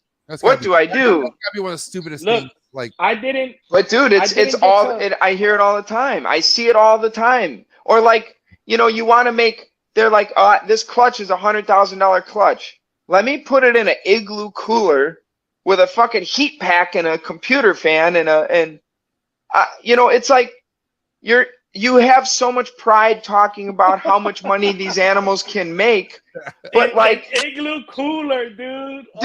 It's all the time. Here's a DIY. I get it, dude. If you're on a DIY man with an igloo cooler and heat packs every day. Hey, but that like a lot of people use that though. I'm not me. I'm just saying there's a lot of but not no wait, not for retics, man. Not for a species that is this demanding, that requires, you know, I've incubated, you know, children's python eggs on the shelf, like different colubrids, different stuff like that. Like retic eggs require some very specific incubator setups, and First you know, off, people they require space. Right. More than their right. Their eggs are this big. I mean, you can't just buy a little sea serpents. I have two giant. I could fit in both my incubators. You know, I had retic eggs the size of my hand that I'm holding, dude. We're laughing, but we're not laughing at people that did DIYs. More power to you. But when you're talking about retics that are dropping 56, 64, 48 eggs, how many igloos do you need? But this is also, what about current times? Because I have pictures of me in 2005 with a ball python clutch in a igloo cooler. In 2005, when I was 17 or 18, and there was no internet ability to, you know, or you could just buy an incubator tomorrow and it'd be at your house. Sea Serpents has an incubator at your, you know, I was fucking stuck, but that was back in time. Now it's 2023. Everybody makes incubators. Everybody makes all the things we all need to breed and keep these animals appropriately. So some people are on a budget though, man. Like not everyone wants to come in on this shit and do things, but not everyone. Well, but then you shouldn't be doing that. Time out. Then you shouldn't be doing it. Right. The same way we've had to sit here and wait to own animals, specifically because we know what comes with owning those animals, is the same way everybody else should. The same way Shane could have sat here and got a water monitor 10 years ago, he waited. The same way I decided to wait. Kenny, I'm gonna keep it real, Kenny. I couldn't afford those snakes I bought off you. And listen, and you remember you said let's be honest. Hold on. You sent me hold on. No, let's be real. You sent me snakes that I couldn't believe it, but you're like, pay me later. And I was like, dude, technically I can't afford these snakes, and I made it happen. Listen, because I don't care about the money. I don't care about the money. Listen, the reason why I sent them to you wasn't because I knew eventually you were going to pay me. That's not the reason why I sent them to you. I sent them to you because we spoke on the phone, through messages. You had questions. I answered. I pointed you directions. I showed you shit Shane did. I showed you shit Jordan did. Paul did. All these people did as examples. You had the passion. You had the energy. You were willing to sit here and do the right thing. And you had the space laid out to take on them as they grew from hatchlings into their adulthood. I don't care about the money. I sent them to you because I knew you were going to do the right thing with them, and you did. But if you sat here and told me, dog, I only got space for a 6-quart bin, and, you know, I only got space for this shoe rack right here, like, I'm sorry, dude, I can't help you there. That shit is going to last you a month with one of these. But what I'm saying is like, okay, like those Will Banks incubators, sick as fuck. Not gonna lie, those are pretty player. Oh yeah, they're pretty expensive. I mean, that takes a while to like having, like, not everyone could just go from dumping money on snakes and buying Freedom Breeder racks and buying a fucking incubator. Like, I think everything kind of gets leveled up, right? So, it's an evolution of your own collection though too. So you have to at least do your first investment correctly. Yeah. I mean, you have to at least have some type of incubator, some type of baby rack, some type of pair of animals. But the second you're able to make some money out of that hobby, that's when it's time to level up. Throw out the plywood cage that you barely hammered together and buy a vision cage, buy a PVC cage, buy this cage. But that's just it. Like you have to somewhat progress with the times, Yeah. I mean, but listen, right now, with all the breeding that all of us have done, right? I obviously didn't even do a fraction of hatching out retics the way Shane did. But listen, right now, if you look at an incubator, okay, and it's $1,000, and you're looking at a pair of snakes that you want to get because you want to get them as pets, you want to start breeding them, they're $500 a piece. That's another $1,000. I mean, everybody. But also, MJ, to add, to the Will Banks thing, like Mike's trying to sell that incubator to a guy like me, which when I go to shop for my next incubator, that's who I'm going to go probably shop with, because I have to level up from what I currently have if I'm going to reinvest back into it. Otherwise, I'm just going backwards. Right. So what's the most cost efficient thing someone could do if, let's say I had the space. I mean, I didn't have an igloo incubator, but let's just say I have the space, I have the passion, everything. And I'm like, Kenny, I'm sorry, bro, but the only incubator I can really afford is this do-it-your-own incubator. I mean, that's not a problem, right? I mean, the thing is, at some point you got to elevate from there. That's all. Right, because the chances of it working are so low that you're already fucking your own investment if you're just gonna put these eggs in some hokey thing you built. That's the most precious moment. I mean, that's the most. We have one of the biggest retic guys who uses that method and shows people how to do it. So how? Right, but that's what I'm saying though. There's who uses that method? Eric Hartle. That's his fucking thing. His igloo. He's the igloo guy. That's what he does. Look, you can if that's what you want to do and that's what works for you, go ahead. But me personally, go check his shit on YouTube. My mind is blown. Listen, I swear to God, I've never heard this in my life. You got to be kidding a little bit, right? Oh, why? But no. Listen, but listen. Why would you sit here and buy snakes, put them together, and then possibly feel like you might hit on eggs, and then you do, and then now you're scrambling for an incubator? Right. Why would you do that? If your plan is to breed, don't jump into this shit right away and jump in half-assed. Get the incubators, get your racks, get your cages, get everything set up, then get the animals. Why would you get the animals and not be prepared for them when they're growing? Right. I had my incubator, I think, 7 months. I think the moment I realized I could introduce my first male and my first female, I had purchased a brand new incubator from AP Cages that very day. And it was a lot. It was still $1,000. 12 or whatever years ago. And how long it took to come? It was forever. I barely got it right before I got the eggs. But I knew I had to buy it. I had to buy it right then and there. When I made my decision to breed, I had to buy that, and I bought a rack and I bought the incubator. You have to be able to be ready for everything that comes with what you're doing. And I still didn't even get the eggs that first year. I got nothing. So I had this big ass incubator in my living room for 1.5 years, but I'm like, hey, I'm still going to get those eggs eventually, and I'll need this incubator eventually. I still have that incubator in use because it's still to this day, really, Will Banks is the first incubator that I've been like, that's a bad motherfucker. I'm buying that one next. I would rather have it than not. But if I still had, if I still had melamine cages, there'd be a problem, right? I mean, if we're still all rocking melamine, old school cages that are bloated and fucked up, everybody's been there. I mean, don't talk about boa masters. Fuck, man. But that's just it. Times have changed, man. We use PVC and all. Times are changed. Shout out to Vision cages are sick.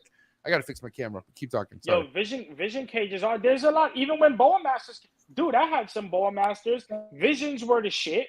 Centex were amazing when they hit. They were super clean. They were nice. Right. They were heavy as shit. I remember helping Jordan move around his, but Oh, they were so bad, so heavy. yeah, you understand. I switched out my whole room to Centec cages, I remember. and they were the heaviest singular items we've ever moved. I think ever. It was horrible. They were amazing looking, but they were heavy Yeah, I as mean, hell when me and Jordan were that's- moving them around. So to say to that, MJ, like to evolve with retics, there was retic people and retic breeders and keepers or rack makers or different people in our industry.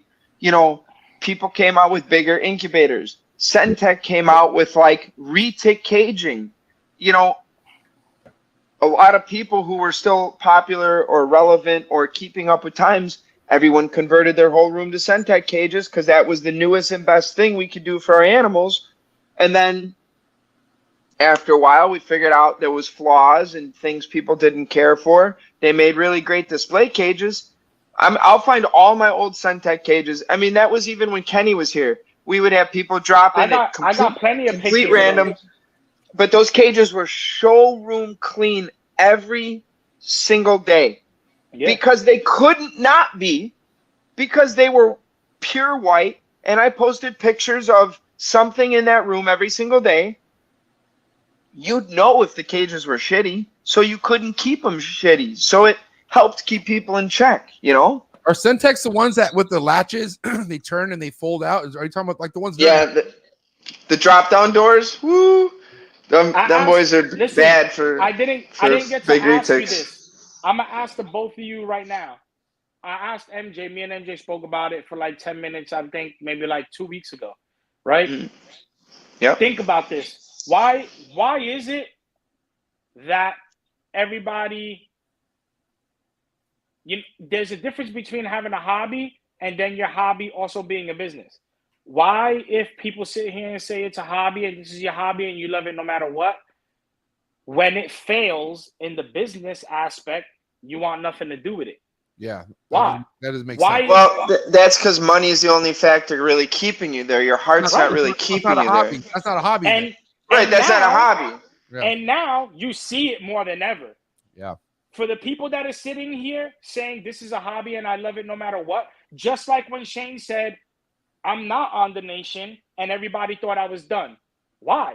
Why can't somebody still work just as hard off the media just because they're not there showing off or sitting here asking and answering people's questions or being present in a group? They're done. They can still sit here and enjoy their animals without social media. I've done it. People have a hard time taking advice, but they don't have a hard time asking for it. They ask for it, but if you actually take it and use it, you'll benefit from it. Because why would I want to fuck up the whole thing, my whole team, right? Like if someone asked me on the Retic Nation, let's say I go back on there and they ask me how many days do the eggs incubate for, and I'm like, ooh, cut them at day 50, that you'll be fine.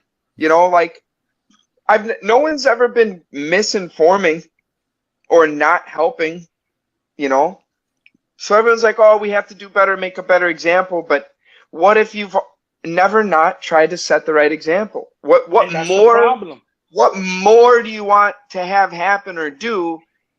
Like, then I guess I just got to leave. What do you want me to do? I'm just going to roll out, I guess. I have to just go keep doing what I've already been doing by myself instead of doing it with all my friends. I don't know. Like, it turned into just... Everybody wants to police, but no matter how much policing you're doing, it's still up to these people to sit here and follow the path that's being made. You can lead the horse to water, right? That's like, what if everyone's like, all right, Samson, clean your act up. Hey, so check this out. Is he going to go clean it up because we all said go clean it up? No. Right? I mean... So that makes everything worse because there's 1,000 people asking questions and they're answered, but after they're answered, they choose not to sit here and follow that. Yeah. So that now we're back to square one. Come here. Yeah. Come here. Look. Who's this? What's up, Daddy? Who we got here? This ain't It's John. Vinny. Is your youngest? That's man? Vinny. What's That's up, little Vinny? man. Say bye, dude. What's up, Head dude? inside. Little V-Man. What's up, dude? Wow. It's Kenny. It's Kenny. What's up, Say, dude? wait. Okay, come on. Come on. Go by mama. Go. Sorry, hang on. Shit, I was gonna say something. What were we just talking about right now? My mind just went. We were talking about trying to tell people. It's how to do just the right like, thing, you know, but are they gonna follow? right. What are all the retic guys sitting at home, or who? All the retic people or reptile people watching this? What is all the guys like? Oh, you support the retic guys or don't? What does everybody else in the hobby want us retic guys exactly to do? If there is good examples being set, everybody's trying. Like, no one's ever promoted it or pushed it to go like subpar keeping. No one's ever been like, cool, shitty cages are cool. Like, there's a lot of people out there setting really good examples, but this goes to like all the guys. Even call it the Superdorf guys or all that whole drama that was going on with that. You brought up Rodney. Bring up Rodney. What exactly does everybody want? We all support USARC. Everybody donates. Everybody helps. And that's another thing. Going back in time to when there was fundraisers and donate animals to support it, and all these different auctions and things Kevin set up back in the day, and all these different people donate at the shows, donate animals to different stuff. And like, we've all been supportive of USARC helping us. Mm-hmm. There are guys in our hobby that do set the right example. You know, it's just, are the people that are fading away the old heads that are just retic breeders, and they've not evolved into, we are actually part of the whole reptile community? You know, maybe if we didn't feel so ousted from like the whole reptile community, there'd be more retic people recognized by the greater groups of the industry, you know, like, and be more involved and have a different view other than like, we're just the guys that keep big snakes. You know, they don't give a fuck what a Superdorf is. They don't care. They don't know. It's a retic. They're our only divide is our own divide we've all made for ourselves. It's not like, you know, out there to where there's just like two completely different ships setting sail in different directions. So I mean, is it bad? Is it bad that I kind of inside go ape? Not even inside. I'll let it be known, but I'll go ape shit if I sell you a snake and you post that snake and not let it be known that it is 50% Kalatoa. That bothers me. So that the transparency of labeling these animals, that's what I don't get. Like, when did anybody say we shouldn't label these animals exactly correctly of exactly what they are? Like, MJ, why? When has it ever been, let's hide our breedings and not tell anyone what the adults were, but just show babies for sale? Those are the losers you don't buy from, because whatever you're buying, the het's not going to be a het. The percentage is going to be bullshit.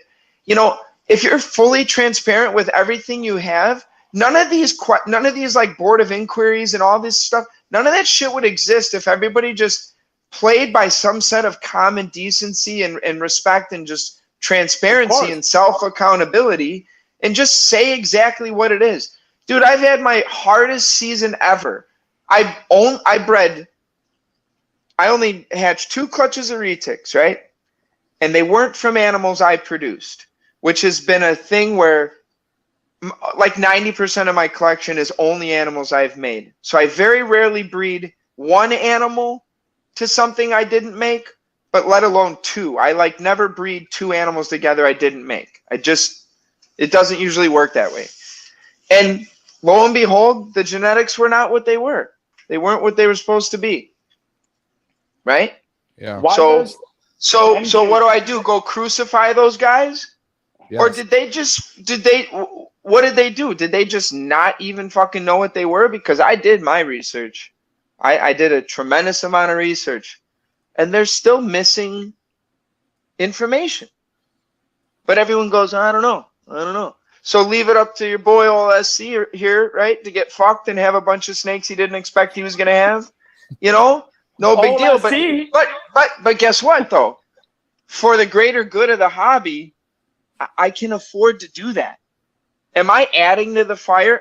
I made a huge post on the Nation. Everybody knew exactly what the fuck was written and what was said and who bred what and who did what.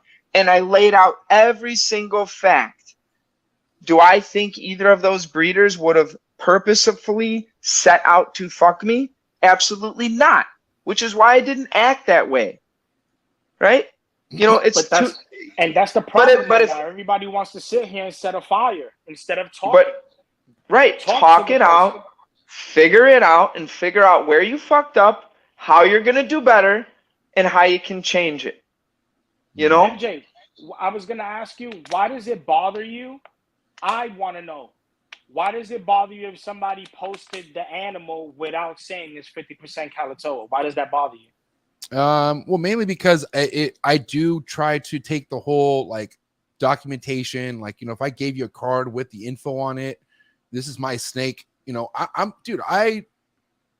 agree with you 100% on that, dude. You better say exactly what it is that you got. Because there's other. Because that's not what it is. Because he's not making 0% Calitoas. He's making 50% Calitoas. He's not here to breed something that isn't 50% Calitoas. So you have to say what it is. You have to. Also, mind you, Kenny, you know who it came from. I really. I want to say I respect the person who's bred this snake, the work that he has behind these locality-specific pythons. You know what's funny is I never thought the term super dwarf would piss me off, and it does. Because at the end of the day, it is something that it really shouldn't be. It is just, it makes it sound more niche-y, but these are just locality-specific snakes. Like these, they just need to be labeled exactly that. 20% Calitoa or 50% Madu or whatever, and I'm sure there's going to be. See, again, too, there's not a divide, but I don't snoop my nose around in the super dwarf world to tell those guys how to set their shit up. I kind of got back into a couple super dwarfs and just kind of, you know, I was already established in retics, right? And all I have now is different retics. So now I have different customer base or interactions with super dwarf guys or locality guys. But as I went through that and navigated through that, they almost need to just, I'm sure someone said it, just be treated as if they were a hybrid. You know, 75% Calitoa, 25% mainland. Yeah. You know? Yeah, I wanted to know from myself. Like I just genuinely wanted to know because honestly, but excuse me, Kenny, I'm like that with everything I have. Like no, but hold on. I'm just trying to show you here without you even noticing. That shows how much you've grown since you started this, that you actually care about something like that. You actually care about the information about the animal. You actually sit here and take the time to let somebody know when you're selling that animal exactly what it is, down to the very last accuracy. ounce of genetics. It's all accuracy, and it all stems from the breeder. Right. It shows growth. Right. It shows growth as a breeder and as a keeper and as a person, you know. So whether you noticed it or you didn't, I'd love to go back into the Retic Nation and have a true like, you know how you can message everyone in the group and they all get one private message, just a thread where everyone plays nice and goes, every person who's ever bought a snake from me, post a picture of it, whether you still have it or not. Post a picture of it from when you got it or during its life and ask publicly in the whole retic world, if everyone's watching on the Retic Nation, that's where all the magic happens, right? It's always been the Retic Nation, Retic Nation. If that's where it all goes down, I would love to see for the last 10 or 12 years since I've been selling, since I decided to start going from keeping a collection to breeding, how many people have bought from me, and I'd love to say how many people have asked advice from me and I've given it. How many people have ever gotten bad advice from me? And then, is there anyone I've deliberately fucked over? Because if there is, tell me now so I can make it 100% right. I'll tell you one bugaboo I got. So, a guy, well, you guys probably remember him. John, he's going to yell at me. Adam Hoolander was a good friend of mine in Retics for a long while. Why does that name sound so familiar? Well, he doesn't have Retics anymore. Okay, I'm listening. He came in for a bit. Anyway, go ahead. Yeah, I'm listening. Well, no, it's gonna be straight to it. He's a good friend of mine in Retics. We had personal problems between each other that had ended our friendship. But before that, he did purchase a snake from me. And again, at the time, and without being arrogant, I am still at that point in time. This had to have been 2017 or 16. I'm pioneering some of these projects pretty hard. I have Orange Glow, Motley, Super Sunfire, Tigers, this clutch. And he bought a snake from me at the and it was supposed to be a Super Sunfire. Our friendship had ended. He had reached out to me long afterwards to tell me it was not. I said, you could take a pic of anything you want. Or, well, I don't have the words written because I don't need to save screenshots because I don't lie. So if I'm fucking someone over, I guarantee they have the screenshot to use against me at some point. But I said, dude, I'll make it right. I'll figure it out. Tell me what you need. Tell me what you want. Or prove to me, too, that it's not. You know, show me pictures of the clutch. Show me what happened. Like, hey, man, this is a 5-6 banger snake. My bad. My Sunfires look better than most people's Super Sunfires, right? So sometimes it's pretty hard when you're dealing with the snake with just a stripe. So far, that's been my only miss on Super Sunfire. And he never gave me the chance to make it right. But that carrot still hangs out there. Give him any fucking snake he wants, whatever it would take to make it right. Because if you're the breeder, you have to be able to afford to do that for yourself, for your name. Or you're just not doing the animals a favor. You're not doing the industry a favor. You're not doing anybody a favor. If you're going to jack one guy and then kind of secretly like fake hets or hets that didn't prove out, do you know how much that happened in Retics? Like, you have to actually like happened in deliberately too. Yeah, but I know, but not everybody has this sense. Not everybody has this sense of like wanting to make it right. Like Eric Lee, right? Eric Lee had this clutch. I can't remember the exact details on it, but he thought they were a head anery, and then it turns out that he produced something out of that clutch and found out it wasn't head anery. So he contacted all those people who he sold a quote unquote head anery to tell, hey, listen, there's no anery in that snake, or I think even some were quote unquote visual because it threw him off that bad. And he he either offered him a refund or like credit towards another snake. Nobody does that really, bro. I'm not gonna lie, but come on. But that's the difference between the shitheads and the people that care about their name. Whether I'm breeding right now still or not, I care about my name. I want to be able to sit here and walk into a show and nobody have anything to say about me. That's horrible because that's not the type of person that I am. That's not the dude. that I want for myself. I've replaced animals with world's firsts. I've replaced animals with holdbacks. I've replaced animals with ready to go breeders if that's what it took. You have to be able to do that if it's a business decision. That's like, you can't treat it like a hobby when it's convenient to call it a hobby and then call it a business when it's convenient to call it a business. Now, you have to play fair, man.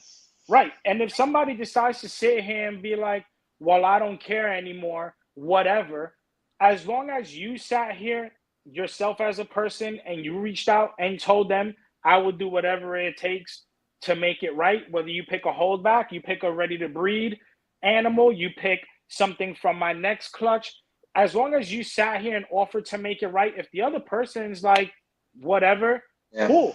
You still left, as just like Shane said, it's still out there.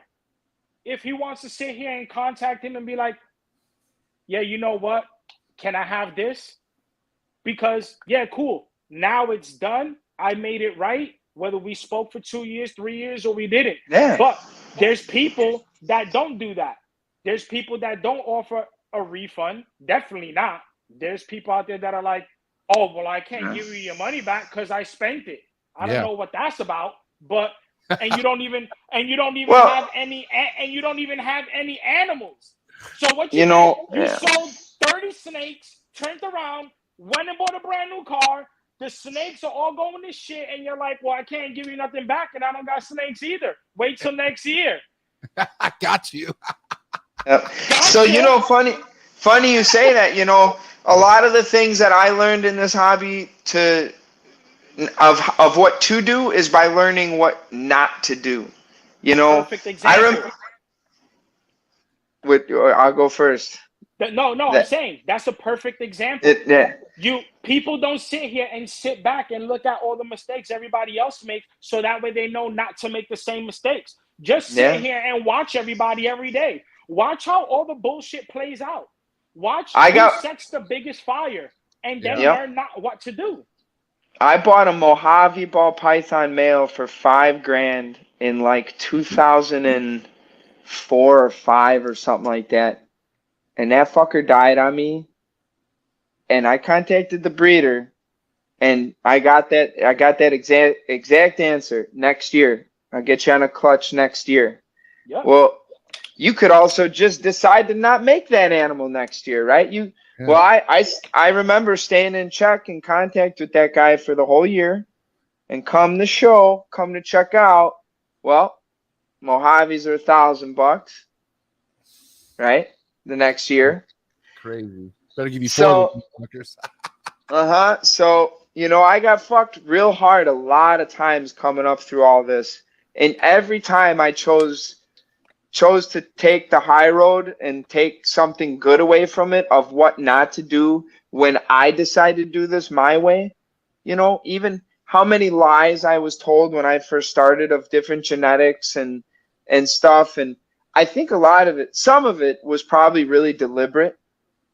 So that way I didn't figure out how to breed, you know, or maybe were people just too stupid and didn't know, you know, so I had to do everything I did kind of the hard way. I learned the hard way. I did it all my way. You know, I remember getting told keeping my males real hot and all the stuff I know now that's like, well, that was bullshit. So you were probably, feeding me lines. Shane, if you could go back, would you change it? I guarantee you wouldn't.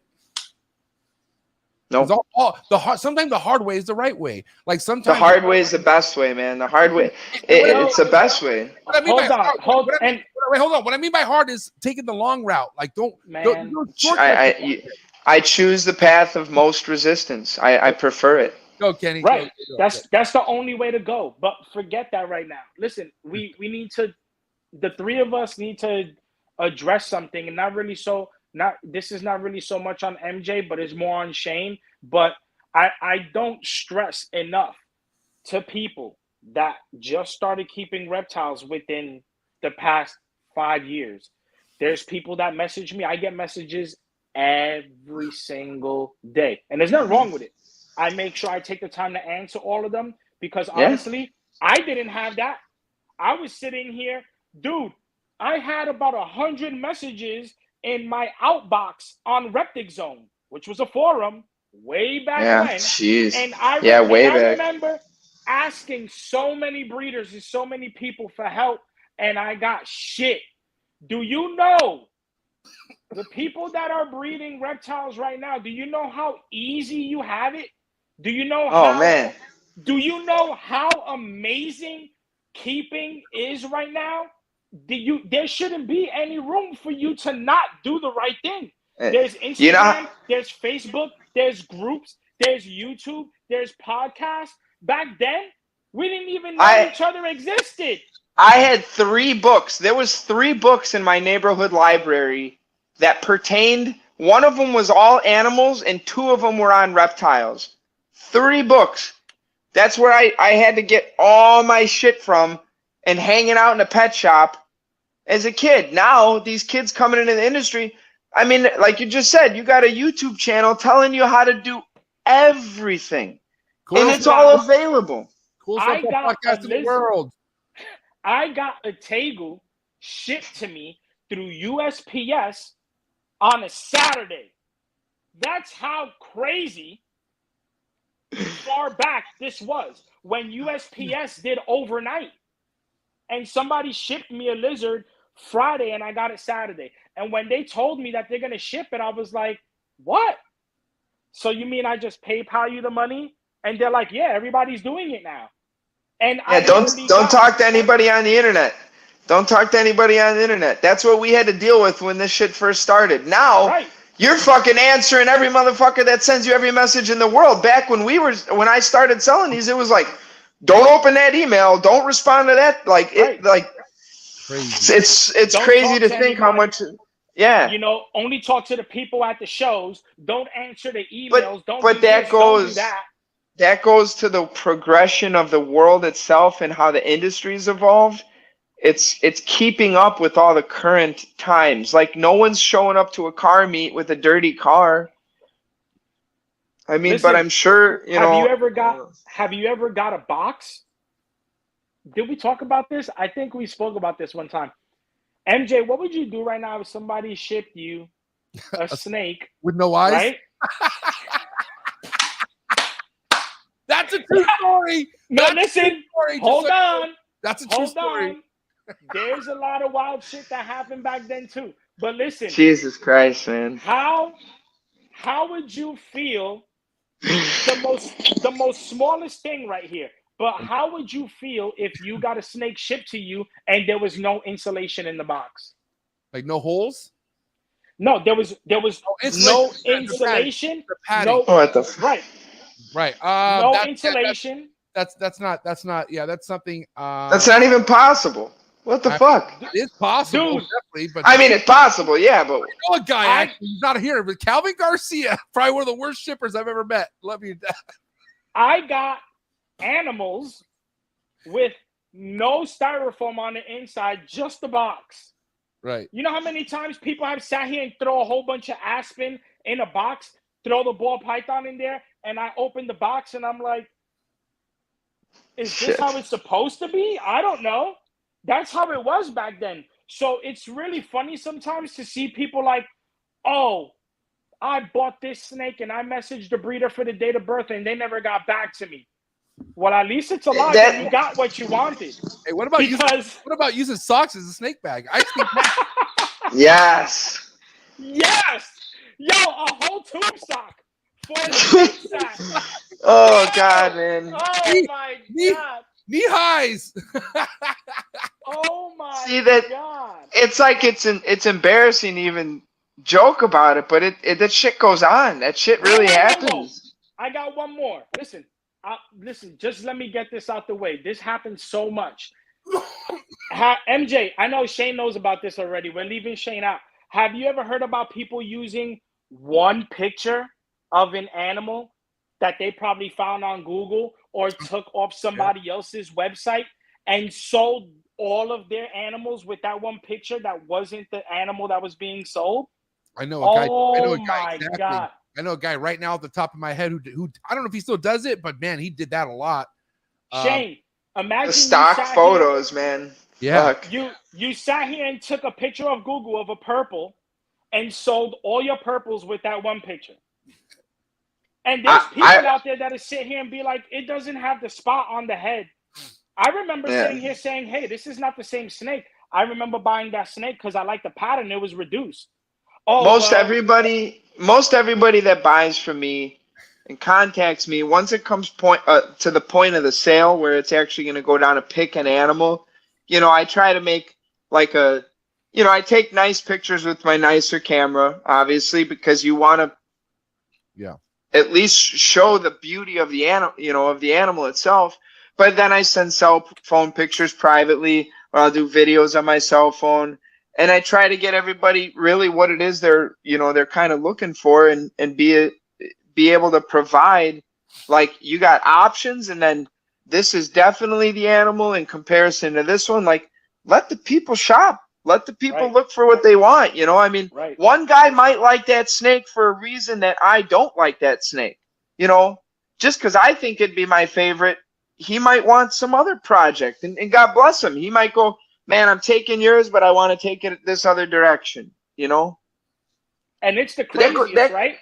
When you sit here and you send somebody a flamer and you're like, I think this would be best. And they're like, what about the one behind it? And you're like, that one? You don't want this one? And they're like, that one's amazing. I'll take it. And I'm like, all right, whatever you want. Everyone's got their own taste. You know, That's the worst thing. I want someone to buy it if they're going to buy it from me. I don't want to sell it to you. Right. You know, just if you see what I have, like, you know, I know there's been a lot of conversation with the morph market stuff. Like, I use it because it's new and I like it. But I post my animals as my hobby and people reach out to me to buy them privately. Right. You know, so my inventory is so small. Like, I think I have 3 things on Morph Market right now. You have 1. You know, I have nothing. Yeah. And it's the same reason. I never needed to like have a selling platform so enormous because I don't try to make so much stuff that I require this gigantic platform to you know, move 60, 70 animals a month or something like that. Yeah. Keeping it low. The most low, slow, low, less is more. Right. When I'm selling animals, I want them to want it. I don't want to sit here and be like, this is the one you got to take because A, B, C, and D. I want to send you pictures of everything I have available, and you're like, man, you know what? I fell in love with baby 2. Cool. Yeah. I don't want to sit here and have to push you into it. I want people to want it. If I send you pictures of stuff and you're like, not really my cup of tea, cool, great. Thanks for reaching out. Yeah. Done. Yeah. Yeah, I would much rather you not buy something from me and be unhappy.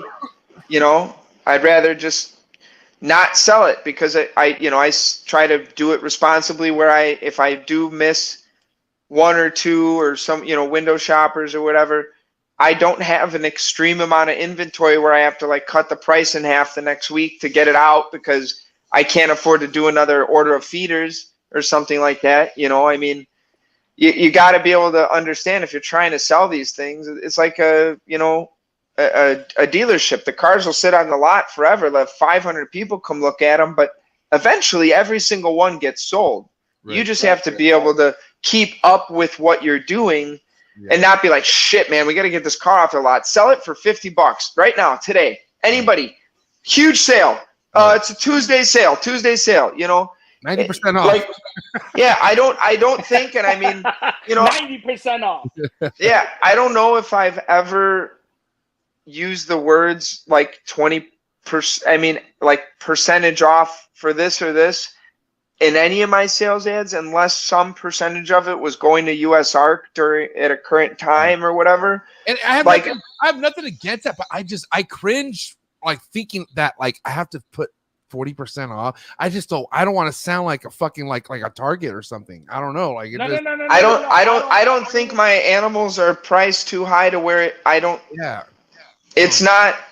If I have to reduce them by 50% or something, then you're not. Maybe I shouldn't be producing those. Maybe. But that happens too. If you go, was your price that you reduce it that low? Right. Well, but also from season to season, if something doesn't sell, you know, you can't just cut it in half.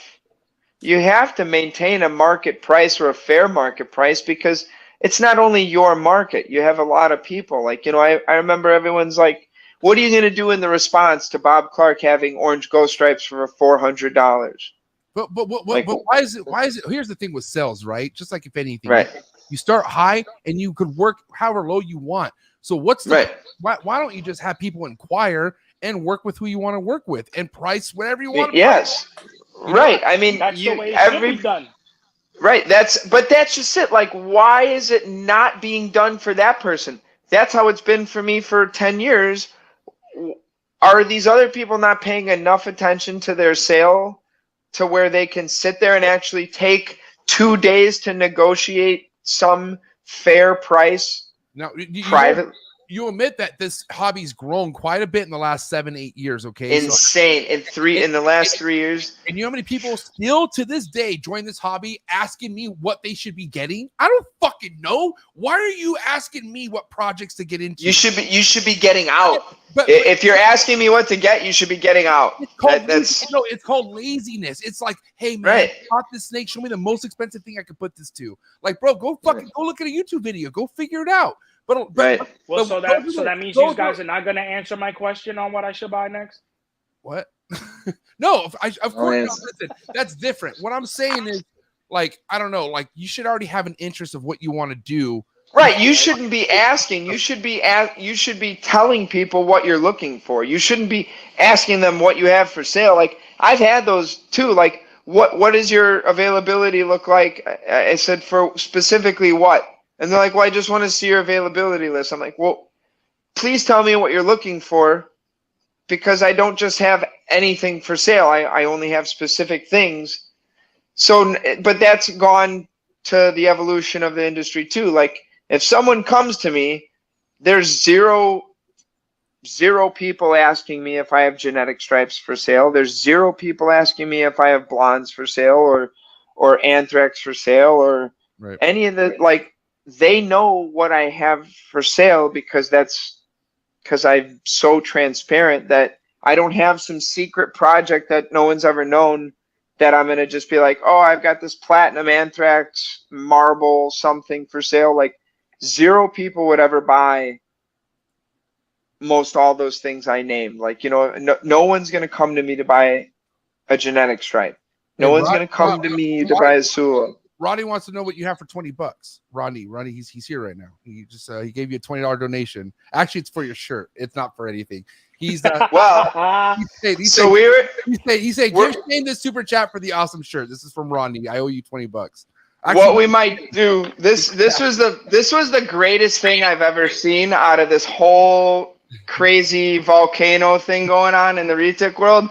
This is just pure gold, and I value it a lot. For the camera real quick. You just got to show it off real quick. Come, just so people can see it. I don't know. See it? That looks great. Yeah, stay right. This is the best.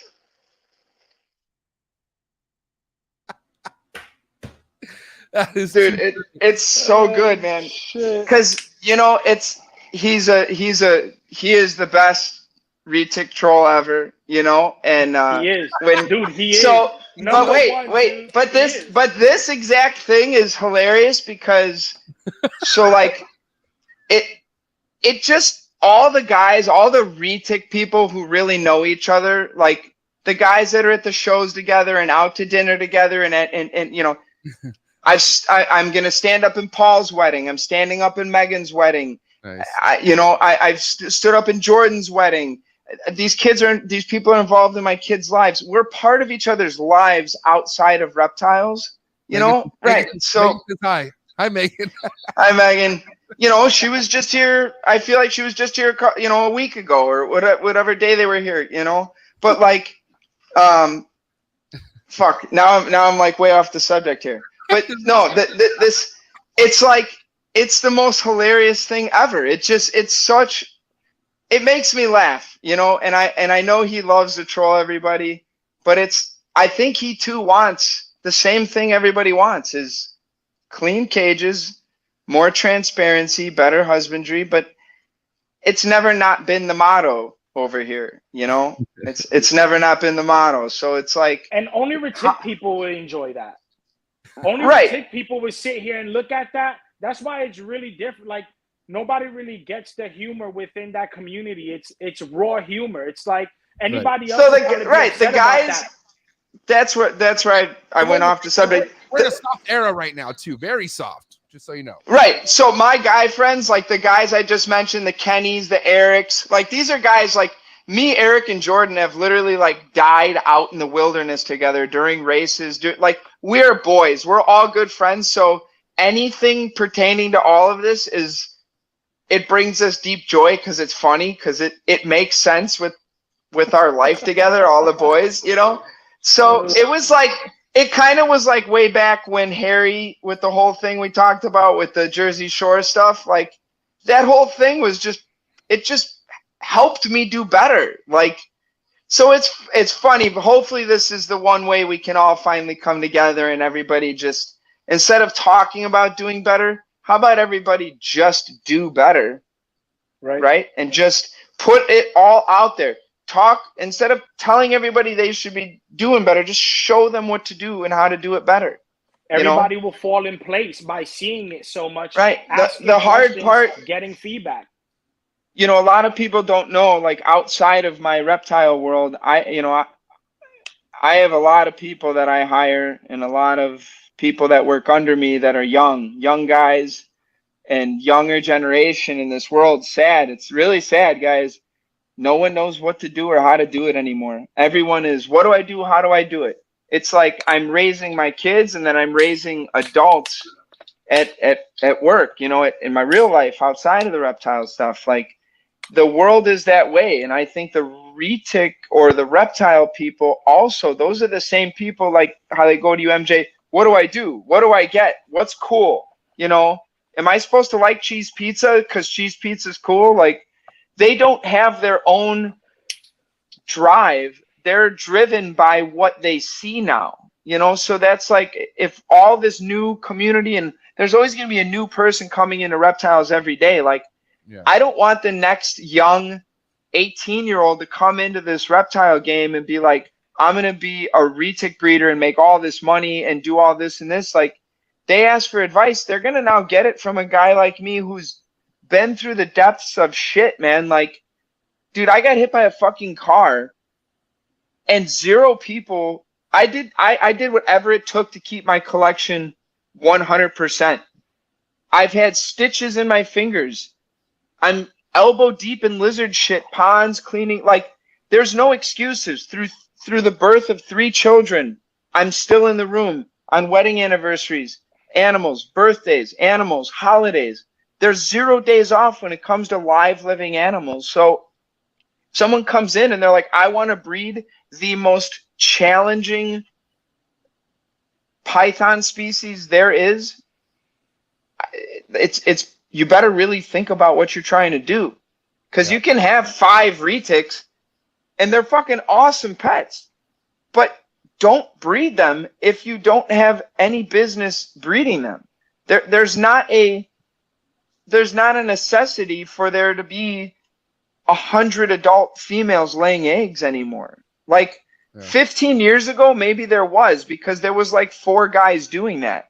But then everybody figured out, like, man, you know, they're like a hot rod, man. These animals are very, very specific and they're very prolific. So if someone figures out how to breed them, then they just see the dollar signs and just go, I will produce 30 clutches a year, sell 700 retail. Like, I mean, I think my highest ever was 4 clutches, and I'm talking 4 like 30 egg, 30 egg clutches or so. But like, I've had a season where it's my headphones, I think, are getting close to dying here. Yeah, we gotta wrap it up soon anyway, so don't worry. Shit. But you know, to go back, I want to know what hot seat questions this guy got. Okay. Okay. Well, listen. One quick wrap up question before. Sure. Okay. You got Retic Nation listening. We have over 100. We have over 100 people tapped in. What would you say to Retic Nation if they're listening right now, Shane? And I want to hear from you too, Kenny. You know what I said. No, Kenny, you go first. Fuck that, Kenny. All right, go for it. What do you have to say, Retic Nation, Kenny? And then what would you say to them after that, Shane? So go ahead. Go, Ken. I honestly just want everything to, I mean, I wouldn't really necessarily feel like it's wrong to say I want everything to go back to the way it was, because I don't. I want everybody to be here to enjoy this again, but help each other out, but do it the right way. Instead of sitting here bumping heads all the time and arguing and you're wrong, you're a piece of shit, you're a piece of shit. If people are doing wrong and they sit here and they reach out and they have questions and they want answers, they will be helped. The policing, there's only but so much you can do. People have to want to do that for themselves and be good keepers and breeders themselves. It goes a long way if people can achieve that as individuals. If this is what you want to do and this is what and you're looking into the future and this is where you still want to be, this is the species you still want to work with, and you feel like you need to clean up.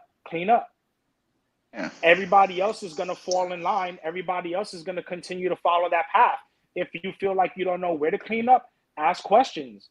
Just because you're a man and you're asking another man a question doesn't mean shit, dude. There's people out there that have more experience than others. It's okay to ask questions. That's why all of this is here. Like I said before, 15 years ago, it wasn't. I just want to continue to see people enjoying what they're doing. I want people to continue to enjoy it for themselves, so that way those people are not shitty anymore. And I'm not talking about in retics, I'm talking about in general. The happier people are, the less shitty they are. And they won't have anything to sit here and reflect to anybody else that is happy. So that's what I want. I want the nation to go back to being happy and healthy in every single aspect. But it's not going to happen if everybody that's part of the nation doesn't want it to. So yeah, it's got to be a group effort for everybody. You know, it's the way the whole thing kind of went down. It was really like this big fucking terrible wake up call, you know. Yeah. And it was you know, I heard a lot of very close friends of mine we've obviously spoken after, you know, and said our apologies and said our words we needed to all say to each other, and it kind of still sucks because it's kind of like, well, it can't really go back to what it was, because what it was before is why we ended up where we are now. Right. So, you know, do I feel like an opposition to like ever maybe wanting to go back? No. I mean, I've got all my, you know, 15 years of information on there too. You know, I created that page, you know. The website was created, but I was the one who hit start when that page opened, the first opening moment, you know, to like see it just fizzle off or whatever, turn into what it turned into, sucks, you know. But then it's like I have to also uphold my own personal standards of what I want to do. And if it means losing friends to keep to my code, then I unfortunately have to do that. Doesn't mean it doesn't hurt, you know. Can't say it's like I don't not regret that or, you know, everything. But the truth of the matter is we all have to do a lot better. There can't be anybody, you know, doing it bad. You know, what is the reason for anybody to take care of these animals poorly? Not even anymore. Sorry, these turtles are going crazy back here. You know, not to say anymore, but it was never okay to not take care of them to the best of the ability of the keeper, you know? So hopefully within, you know, I really don't know what's coming next or what's going on next with really everything. I know there's all kinds of heat. I'm sure we could do a whole show of who's a lot, you know, the whole thing I'm seeing with what's going on with MORPH market and all that. But like, retics have never not been in jeopardy, guys. They've been in jeopardy since I got into retics. They've always been the problem child of the reptile world. But if we keep them that way, then they're always going to remain that way. You know, they have to be portrayed in a better light. They have to be shown what they really are about. But again, that goes back to I've never not shown all of everything all the time, always, you know. And if it's not on Facebook, you know, Facebook or Instagram or whatever, like Kenny said, I've been in group chats with the same guys for a decade. Yeah. Every single person knows like the daily life of my life that I'm like close with. But like I told you before, right? Every single time something happened, whenever it had to do with retics and whenever it was between the nation, it happened on the nation. Right. This is something that this was a family fight that took place in public. And other people got caught. Yeah. That's what sucks. The whole hobby. It wasn't right. just people. Sometimes something like that needs to happen, man. I mean, right. it's unfortunate. There's nothing wrong with that. But that's the reason why I feel like it caught a lot of retic keepers surprise. Where people, you guys can still hear me? My AirPod died. I can actually hear you. Yeah, I hear you. I gotta tell you, don't ever use AirPods on this show, Garrett. AirPods in this show don't work, my guy. Just so you know. All right, no problem. So you sound better now. He does. Really quick, you know, it was always personal fights, family fights that were going on behind closed doors. That's what the nation was. We dealt with it ourselves. But now this is something that blew up in front of the whole industry. And I feel like that's what really scrambled a lot of retic keepers, is like now everybody's talking about retics. It's not just people on the nation. Now Yeah. it's all But that's just it. It's all these guys saying we all got to self-police, but we're literally trying to self-police. But check Like, hold on, listen. Before and guys, unfortunately, we got to wrap this shit up. But listen, I Yeah. want to tell you, there's self-policing and things that we kind of look like that we lean on. And let me tell you one thing. I'm a foodie, bro. I fucking love to eat. So what do? I look at Yelp reviews. I look at what people have to say, because there's other people out there who take this Yelping shit really serious, and they'll give you their actual thoughts on how they think of this restaurant, right? Mhm. So we don't have anything like that in a sense. So No. why I ever thought why this would be such a good idea to keep an updated video of your room is because it's like this. I'm from the era where even before fucking Yelp reviews, you walk into a restaurant, you look for that A rating. You look for that fucking A. Not, you don't look for a B rating in that food area. Normally, if I saw a B rating, I'm fucking gone. But I'm just letting you guys know, whoever you are looking at what I have for sale, this is how I keep my shit, and I'm very proud of it. Right. So Let me add. Nobody should ever have to force you to do that. You should want Right. to do that. That's Should, what Right. I'm saying. That's the all biggest I'm saying. reason. And wait, that's the biggest reason in my heart where I'm like, guess what? I can go on the Retic Nation and say, my shit's perfect. This is how you're supposed to clean a retic. This is what it's supposed to look like. It's really fucking hard, but you can get it done if you do this. The old retic ego is gonna then go, fuck that guy, he thinks he's better than me. So I don't have, like Kenny started on this whole thing, I don't have the ability to force any of these people, anybody, to do better. But if I extract myself from that crowd and just set myself up to provide an example and a display of the right way to do it, I've not lost, aside from the friends I hurt, nothing has been compromised for me. animals are still beautiful. Room is still Everything's good. here. I've shipped a snake out almost every other day. Nothing in the business side, nothing in my, aside from the losses of friends, nothing has changed with my, Kenny's still my friend. Paul's still my friend. Weston's still my friend. Jake's still my friend. You're still my friend. I have a lot of, like Kenny said, it's rude to unopen the messages. I have a lot of people messaging me, my customers who have turned into my friends or my camaraderie in the reptile world. Like, I'm not going to sit down to dinner at every single person I interact with table, but there's a lot of people we talk about. I know when kids are born. I know when people are getting married. I know who's going on this vacation. I've made a lot of friends because that's what you're supposed to do. Right. For the people who haven't navigated outside of their own private, message box, you should do that if you want to be heard in this hobby. If you're going to get online or get on a podcast and just talk shit all the time, no one's really going to listen. You have to do more than just that. You have to be the guy at the show. You have to be the guy making the donations. You have to be the guy using a shipping company. You have to be the guy using a heat pack from this guy. You have to be very relevant in the whole hobby, and then your voice can get heard. I have Shane, do I talk too much shit? No, I mean everybody. That's the thing. You a lot. It's good though. But that's all I was trying to say right there. Right. The fact that people are sitting here posting their rooms and they're trying to be transparent, there's nothing wrong with that. But what happens the next day, the next week, the next month? That's why he said with the videos. It's right. up to that person to continue with. Don't sit here and post it for me.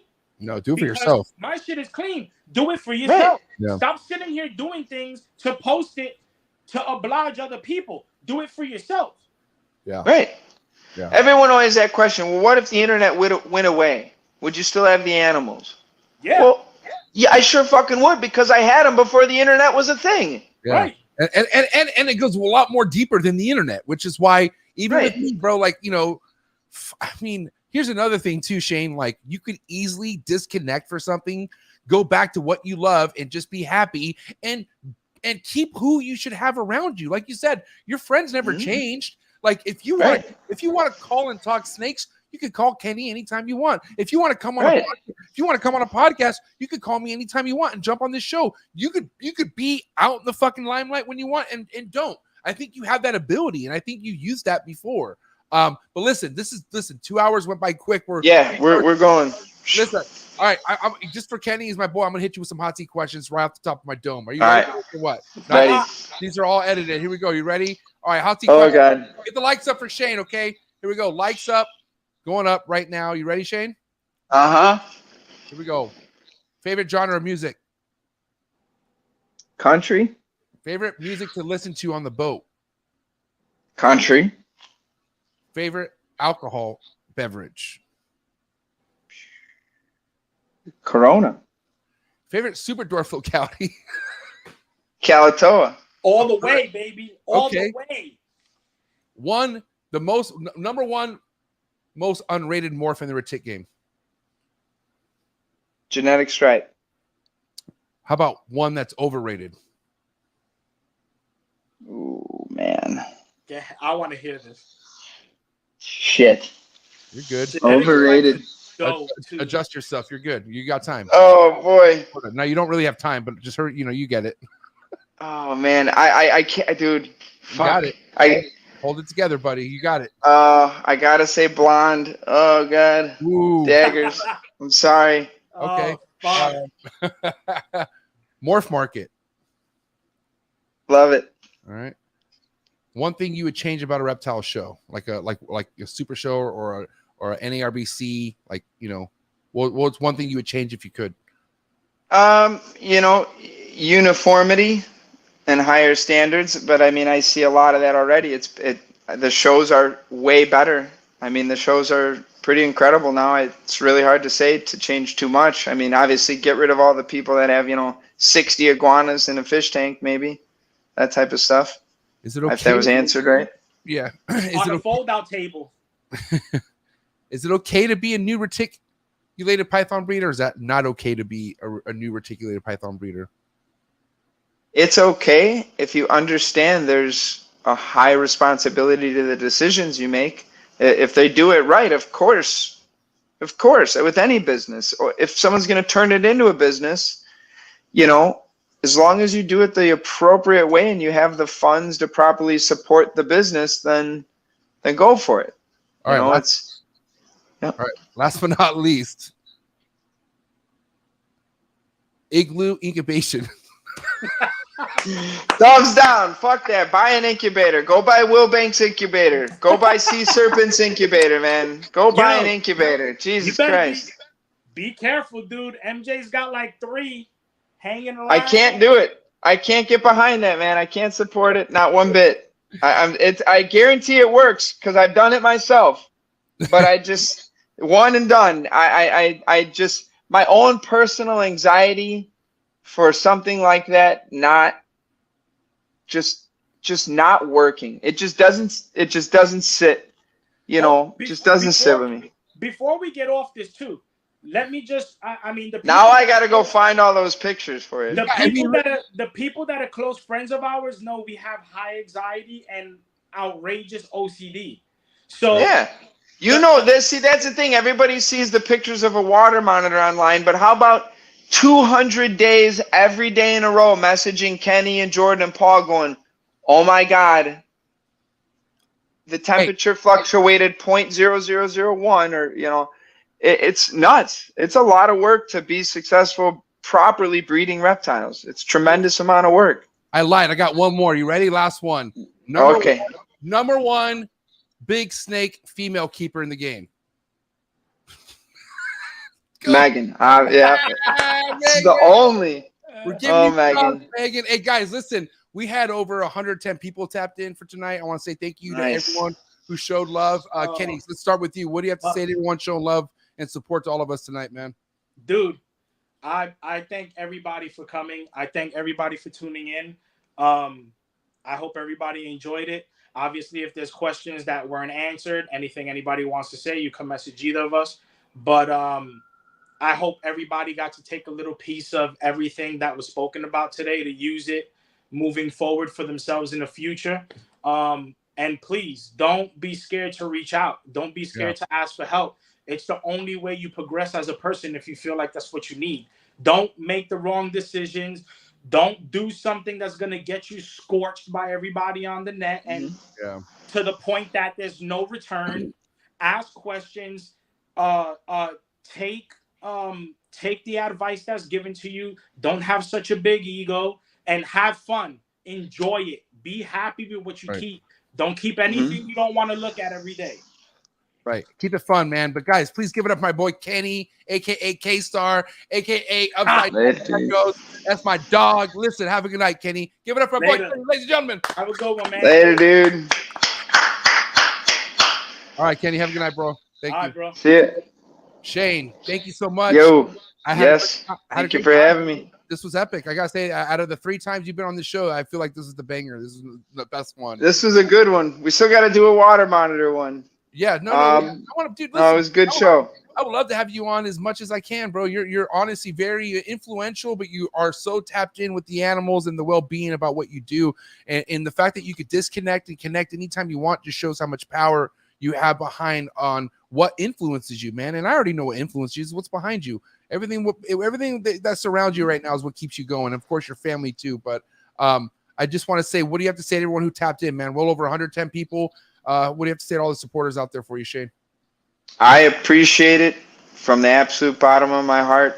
I really do. You know, one thing I guess I wanted to do is ask, do my supporters want anything from me? Do they need something from someone that's in the position I might be in or think I'm in? Maybe I'm really not that big of a deal in retics, or maybe I really am. And if I am, is there something the greater group of the community of retic people want out of, you know, someone like me? And if there is, you know, what is it? What could we do? What can we change to get better? You know, does there need to be one forum where every single person is just in it and it's just one retic page and that's it? And then everyone can go and everyone's a moderator and everyone can freak out, but someone has to check everybody, right? Is that what someone wants out of me? Do they want me to try to get it all where it's everyone plays nice and gets along? You know, I'm so curious, but I've been doing an awful lot for a long time. And, you know, if there's more I can do, I'd like to be made aware of it so I can try to do that to help keep retics going. So, you know, maybe one day my kids are doing this and it's still a fun hobby for them first, but as everybody wants, you know, make a few dollars from this or little bit of a return on your investment is always everyone's goal to some degree. It's, you know, part of my goal too, but the hobby has to come first. It has to be the passion for the animals and the love for them. If there is no internet, there is no morph market, there is no, you know, guy to look up to making some cutting edge shit. You're just alone in your house with reptiles. People, you know, there's people who have dogs that are not on some hardcore dog forum and they're crazy dog people on dog podcasts. They just have a dog because they fucking like dogs, you know? That's okay too. So, totally okay. Yeah. But listen, thank you so much. Enjoy the rest of your night, Shane. Absolutely. I appreciate you doing what you do, and we'll catch up soon. But give it up for my boy Shane. Thanks, man. Ladies and gentlemen. Have a good night, guys. Thank you. Thanks for having me, man. Thanks, bro. Keep it up, man. I'll talk to you soon. Cool. Oh man, great episode, guys. Appreciate everyone who tapped in. All the love and support is always. I'm just happy that you guys all came for this. This is an important episode to me, just because, like I said, Kenny is the reason why I even had a relationship with reticulated pythons, mainlands, and even had that experience of working with them for those 3.5 years. And you know, listen, I just feel like, man, we should really just kind of look at ourselves here every now and then again and just make sure that we're doing everything that we can, right? I mean, first and foremost, you can't really control someone to want to be a better keeper, no matter how hard you want to police them, no matter how hard you want to come at them with documentation. That's them, you know what I mean? But I think every I don't know. Like I said, this was just a really awesome podcast, just because who was on. Shout out to Shane, shout out to Kenny, shout out to you guys again, shout out to everyone who tapped in. Make sure you get the likes up, okay, if you have not already. Also, don't forget to follow me on Instagram, TrapTalkGod619. Go subscribe to my Instagram account where you can get exclusive content of all my stories, pretty active on my stories and active with my subscribers. So if you really want to get in touch with me, that's one way of doing it. And then also, if you want exclusive content, if you want to tap in with over 170 diehard animal keepers, even some OGs are part of this family, go down to the very first link below in the description. Okay, click on that link. Trap Talk Patreon family. Come join the Patreon family. As soon as you join the Patreon family, you get that link to the Discord, and we'll tap you in with everybody, man. We all have a good time. And again, this episode was brought to you by the Super Show, Reptile Super Show, #1 reptile show in the country. Shout out to Rami and shout out to the entire Reptile Super Show team. Drop a comment if you're going, and let me know if you're ready to see Trap Talk live at the Reptile Super Show. We got some hitters sitting down with your boy at the show, and I cannot wait. And also, this show is brought to you by Ship Your Reptiles. Guys, use promo code Trap Talk. Save yourself $15 on your next shipment on your boy. Ship Your Reptiles, the OG #1 reptile shipping company in the game. Chad Brown, salute to you. Susie, my homegirl, thank you so much. The entire Ship Your Reptiles family. Cannot wait to hang out with these guys at Anaheim Reptile Super Show. Thank you guys. Everyone, the super chat, you guys are lovely. Cannot wait. Thursday night. Oh my gosh. I know we were talking about nothing but the retics tonight, but I am not going to even fake the funk about how excited I am for this Thursday. Okay, just because we have, I mean, deniably two of the hardest hitting chondro breeders ever to step foot in the chondro game coming to the podcast. Thursday night, man, Dave D. Yeah, you heard that right. Anyone in the chondro game knows that name. Dave D. And of course, the mayor of Chondro Town, Bill Stiegel, my big bro, coming to Elite Green Tree Python Talk, 6 o'clock Pacific Standard Time. That's why it's very important that you hit that subscribe button and hit that bell, hit that notification bell, and you will not get slept on. Okay, family? So I'll see you guys this Thursday. Again, shout out to Shane. Shout out to my boy K-Star, a.k.a. Kenny. Guys, do what you love what you do. Take care of yourself. Take care of each other. See you at the top. And I'm out. Cheers.